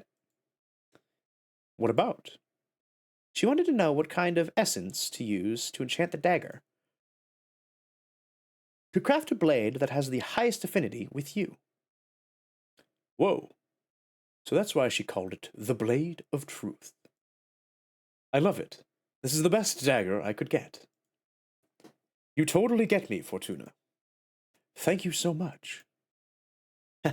My pleasure. Glad you like it. This is perfect. So first of all, do you mind if I summon the Fate Mancer disc to check on our chances of success? Of course, but what's a Fate Mancer's disc? Ah, of course. It was invented about 80 years ago by Junresha, the mathematician witch. You wouldn't know about it. It's a special sigil that reads fate strands. When you find yourself before a critical and identifiable turning point in your life, you can bind your soul to the disc, so it reads the probability of whatever you want to happen. Oh, that's convenient. Wow, I like it. Sounds like a great companion in my deck. In short, we can read how effective whatever action we perform in the ritual will be. Knowing the percentage may not change anything, though. It's just for peace of mind. On the contrary, sounds really useful. As per the third principle of divination... Oh, sorry. As per the third principle of divination, just the act of observing your chances affect your chances. I didn't consider it that way. I hope it affects them for the best. Anyway, here's the disc. Ooh. Oh. My chances aren't as good as I'd hoped. It's no small thing exercising a behemoth. But we haven't taken everything into account yet. Let's turn fate in our favor. Oh boy, it's adding game mechanics. We now have a wheel of percentages. Oh god, my statistics class is coming back to haunt me. You're right, I must be strong. First of all, I asked my friend Jasmine to provide us with some herbs. Some special herbs to help ease your mind. With these, you should be able to focus better on the ritual. Smells good. You need to drink the infusion while you think of a toy you loved when you were a mortal child. I sure loved my Legos. Let's go! Greeth was a Lego girl! Fuck yes! I like her even more. Legos are so good. They're so cool. Best toy as a kid. 100%. Spent hours building shit. Hell yeah. And she plays Minecraft. Oh, it makes so much sense. Bro. 10 out of 10. Best toy all around. Any age. 100%. They're still cool even now. They're even better now, actually. Now that I think about it. Lego back then, they were cool, right? You can make some pretty cool shit. Nowadays, you can make, like, literally anything. Like, quite literally. I've been to the Lego store in my local mall a couple times, and I'm flabbergasted by some of the stuff I see in there. I'm just like, where the fuck was this when I was a kid? Like, this is something like I only dreamed of being able to build with what I had. And it would be like an archaic representation at best, like caveman status. Now it's just like, oh, we have all the pieces that you could ever want to build whatever the hell you want. And I'm just like, bro, kids are eating so well with Legos right now. It's amazing. I love it. God, I love this game. It's so good. Like to go down to Florida at Disney Springs. Right. The whole Lego dragon in the water. Oh, it's so cool. There's so many cool things built out of Lego. It's amazing. There's so many cool sets. There's there's one I really want. There's one I really want. It's a Lego DeLorean from Back to the Future. It looks so cool. And that is kind of one of my guilty pleasure movies from back in the day, Back to the Future. It's just really expensive. It's like $200. So it's kind of an ask. Like, I remember back in the day, I would look at the Legos that I would want, right? And the most expensive one for me would be maybe like 80. And it would be a fairly sizable Lego. You know, it'd be pretty cool. Now, Legos are so crazy, like detailed and expensive, and it's nuts. I mean, it makes sense. But at the same time, it's like it's still just a bunch of plastic that are shaped specific ways. Right? It's like, why does it have to be so expensive? But it's so cool. One day when I have like copious amounts of money I can throw away, I'll buy that Lego Back to the Future DeLorean and I'll put it on a shelf somewhere. It'll be great. But for now I have to turn my funds elsewhere. So it'll be a nice dream until then. Wait a minute! But my favorite thing was my Jake plushie from Adventure Time. I just read this sentence. Hold the phone. She had a Jake plushie from Adventure Time. She liked Adventure Time as well. Dude, what is this game? It's so good. What? Why haven't I played this earlier? This came out like a month ago. Grief is 100 out of 10. 100 out of 10. I want to help you so bad. I want to make you feel the best you can. We got to solve all your problems. Get your sexy cheekbone back. Oh my God. I don't know what that is, but I'm sure it sure worked on your face, really. Ah, I'm actually glad that hopefully we're ending with this conversation. Wow, we're learning so much. I feel less tense, yes. Look, the Fate Mentor's disc, it went up slightly. Yeah, look at that. We raised it by 6%. That's a solid metric. This is working. Good. Thank Jasmine for me. I think it'll be better if you thank her yourself. Sure, it'll be my pleasure. Okay then. Can you run me through the specifics of the ritual? It's more straightforward than I thought it would be. Most of the heavy work has already been done by Dahlia crafting this magnificent dagger. I brought Dahlia up to speed about what your cards said, about how I need to embrace the behemoth. Her answer was this blade. You need to stab me in the heart. I don't really want to do that, because I like you. Especially with what you've just said recently. That I feel like, What? No! Don't panic. The blade is enchanted to pierce not only through my flesh, but also through my quintessence. That will open a crack in my soul, allowing the behemoth fully inside me. Then you can remove the dagger, and they will be trapped. I've never stabbed anyone in my life. Yeah, I feel a little anxious about this. I trust Dahlia, because, making daggers is kind of her thing, and it's Dahlia we're talking about, right? So I feel like it's not that. I'm stabbing someone is that's a big thing,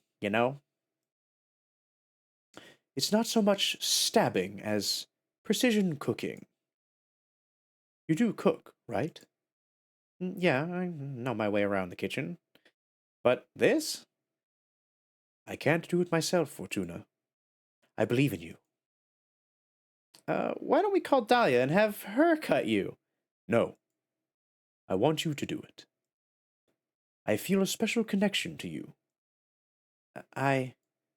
Look, the percentage of the disc went up just from me explaining this to you. We're on the right path. Dahlia told me that the ritual will be more effective the stronger our bond is. I pretty much opened up myself to you in a way I haven't for ages. So I believe a shortcut to make our bond more powerful would be if you told me something intimate about yourself. The less people know about it, the better. Ah, okay. Ooh, we could bond over the fact that we've made contracts with behemoths. Tell me a secret about yourself. I feel like I'd be safe telling her about my behemoth, considering the predicament that we're in. A lot of people know, well, maybe not a lot of people, but yeah, no, actually, no, yeah. A lot of people know I have a food truck. I have a sister. That's probably not good enough. I think it's got to be either one of these. But I think summoning the behemoth would be the most resonating, since it's something we literally have both done. And that is a big secret that no one else knows.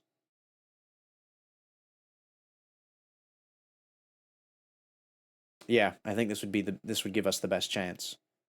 And Greeth, I feel like, is someone who wouldn't go blabbing. I summoned a behemoth, too. Shut up. You're putting your life in my hands, so I guess it can only be fair I do the same. Abramar, show yourself. Holy cosmos. How is this possible? No one knows about this, not even my closest friends. Why do you have a behemoth? I don't have him, we're partners. We're only talking today because I summoned him. I couldn't endure my exile anymore. 68%! Holy shit! 40% from that revelation.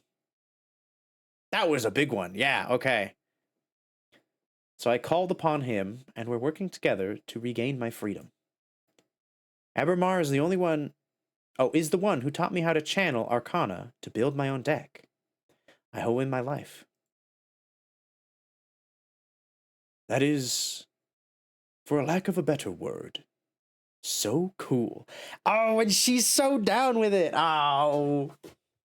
What do the percentages mean? Okay, so they introduced this new thing within the conversation. This is a Fate Weaver's disc.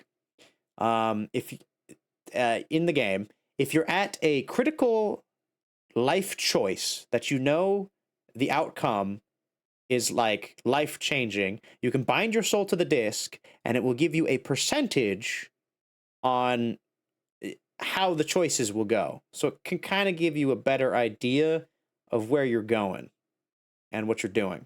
So for this ritual of us, trying to deal with Greeth's behemoth, she wanted to see what the percentage of success was. And initially it was 22%. One great. We raised it a little bit to 28% through our conversation, and now with this revelation that I have also summoned a behemoth, we're at a cool 68%. Not the funny number, we came real close, but you know what, I'll take it. 68% is still, much better than 22%. And Greeth is chill. She thinks it's cool. We're behemoth buddies. Fuck. It feels so good to say it out loud to another person. Thank you for understanding. Are you kidding? I'm like the ideal audience for this kind of revelation. See? I knew it. Jokes aside, thank you for trusting me. I feel really fortunate. And this goes without saying, but you can rely on me. Now we're sisters in the forbidden.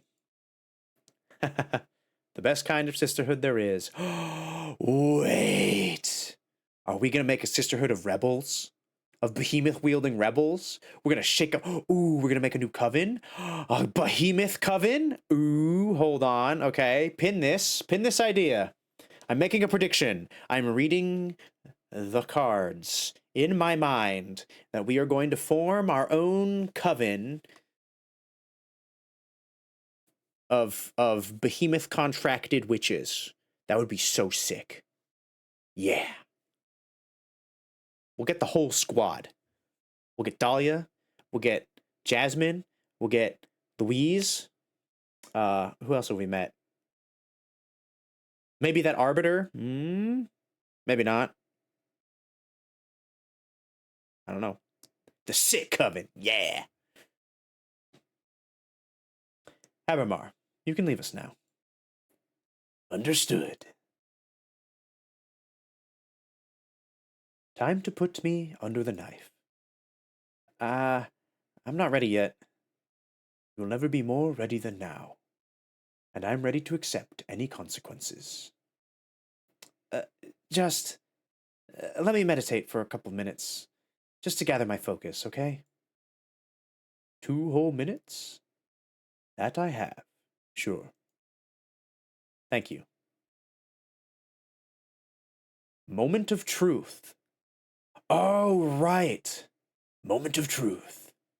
Have you made a decision? Do you want me to pay for the behemoth's name? Wait, do I have? I have 2 air and 5 fire. Wow, if I had made... Ooh. Do we ask Abramar for help here? If we have the behemoth's name, it would probably increase the percent of this working. And I do have it. It is fortuitous that I have exactly 2 air. And a bunch of fire. I think we really want this to work, yes? And I think giving him magic probably is a good idea. Probably definitely can't hurt. I want to trust Abramar. I really do. I feel like he is just another being out in the universe trying to live his life, right? Yes, he has incredible cosmic power, but no, that doesn't necessarily make him evil. I don't think. I'ma trust him. I'ma trust him. We'll give him the fire and the air. Yes. Allow me to absorb your energy then. What's this? You don't have enough energy, Fortuna. Come on, don't waste our time. Wait! Oh, that was water! You're better than this. Fuck! I didn't have enough air! No! I'm sorry, Abramar. I'm stupid and didn't realize I was looking at the wrong element. You still there? Yes, I'm ready. Sorry, I just need to collect myself. Ready for some stabbing? Don't say it like that. Sorry. I was just trying to blow off some steam. Okay, I guess we don't get to know the name. And that was my only chance. I'm so dumb. Pink is air. Pink is air. Blue is water. You melon! Our ideas of what constitutes relaxing differ dramatically, Grief. It looks like you relaxed it, though. I guess that's the most important thing here. Okay, I'm going to insert the dagger now. Are you ready? Do it.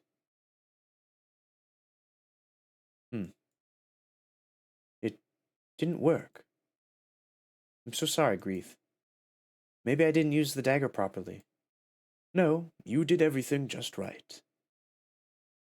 I had an internal bout with the behemoth, and they were just stronger than me.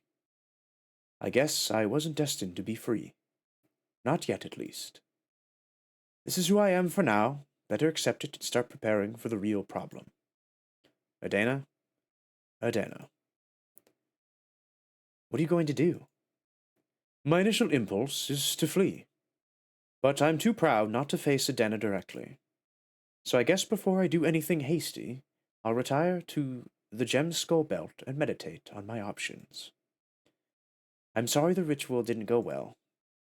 Even if we failed here, let me know if I can help you in any other way. I will.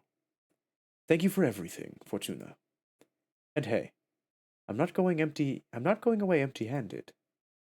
Now I have you. I'm happy to meet you too. Or to have met you too.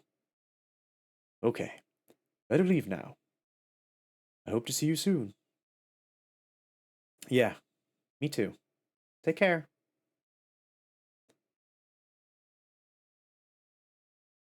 Sorry, Abramar. I really didn't mean to. What a busy life all of a sudden, huh? How are you feeling? I still miss being able to leave the house. How do they manage without me all this time? It feels good. It feels good to help people, or at least to try, you know? It feels good. Life is worth living again. Ha ha ha. Glad to see your mood has improved. So, what are your plans now? Hmm. My biggest concern is still Adana. Sooner or later, she's going to find out about my new deck. If I want to be free, I'll need to deal with her at some point. Well, the cosmic wheel is already in motion.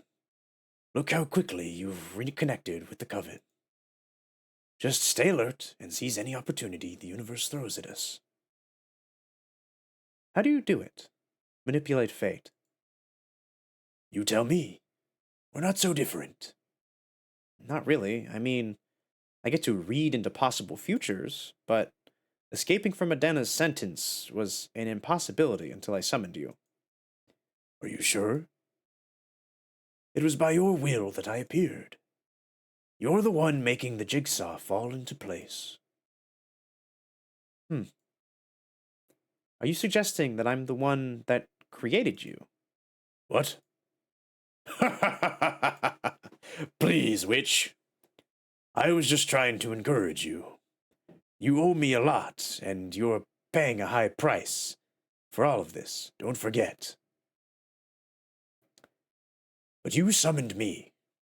That speaks volumes about the power of your will. Have more faith in yourself. Okay. No need to mock me. Look, a falcon has arrived. Oh, could that be from Thea? Ah, we saved! Huzzah! Saved 0 minutes ago! Ha ha, we're free!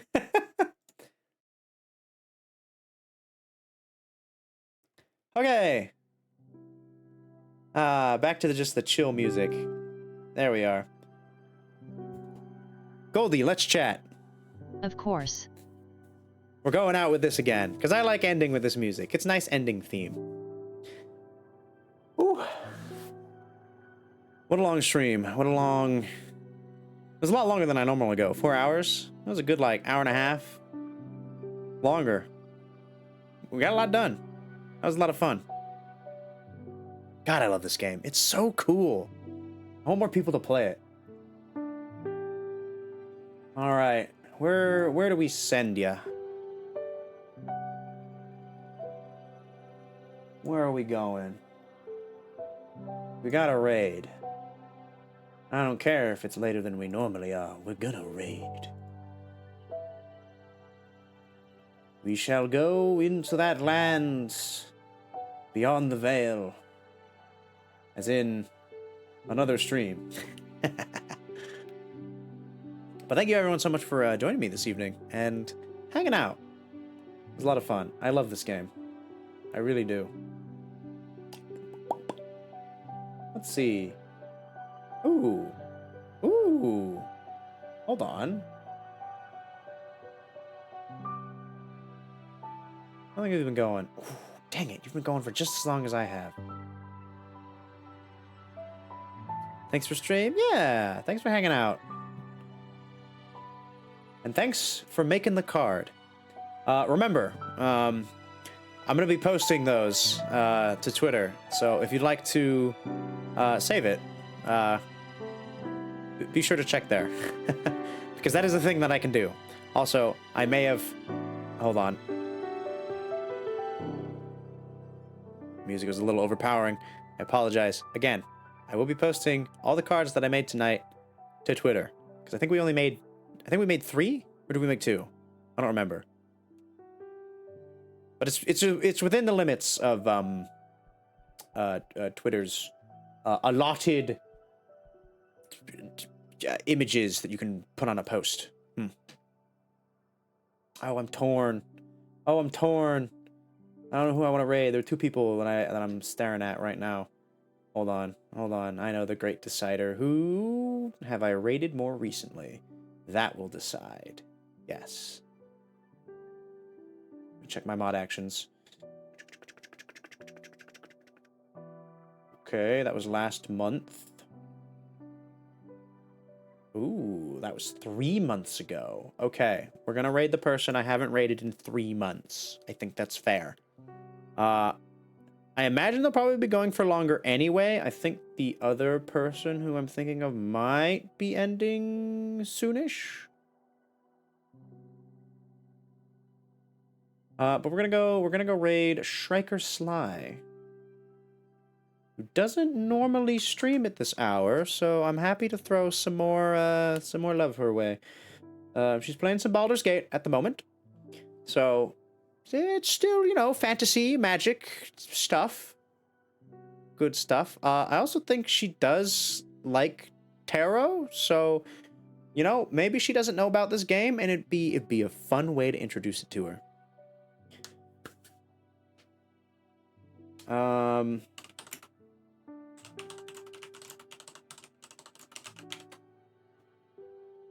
All right, now for the raid message.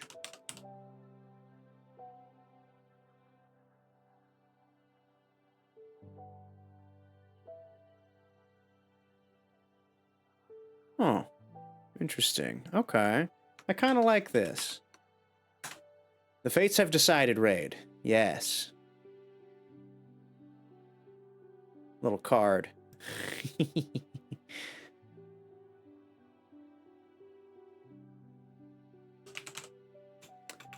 we are going to be raiding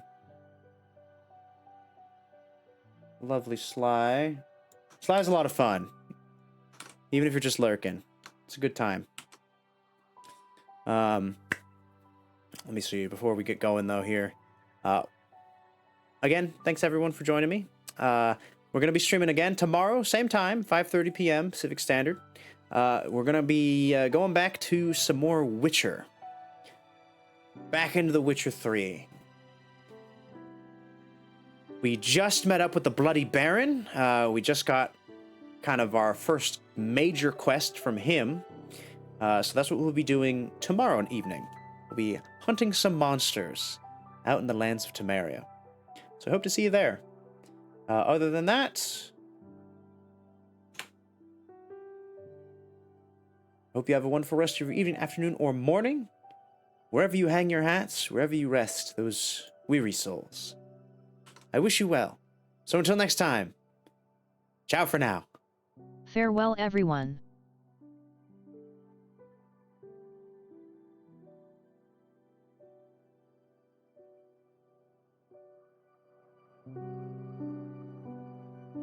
God, I love this music.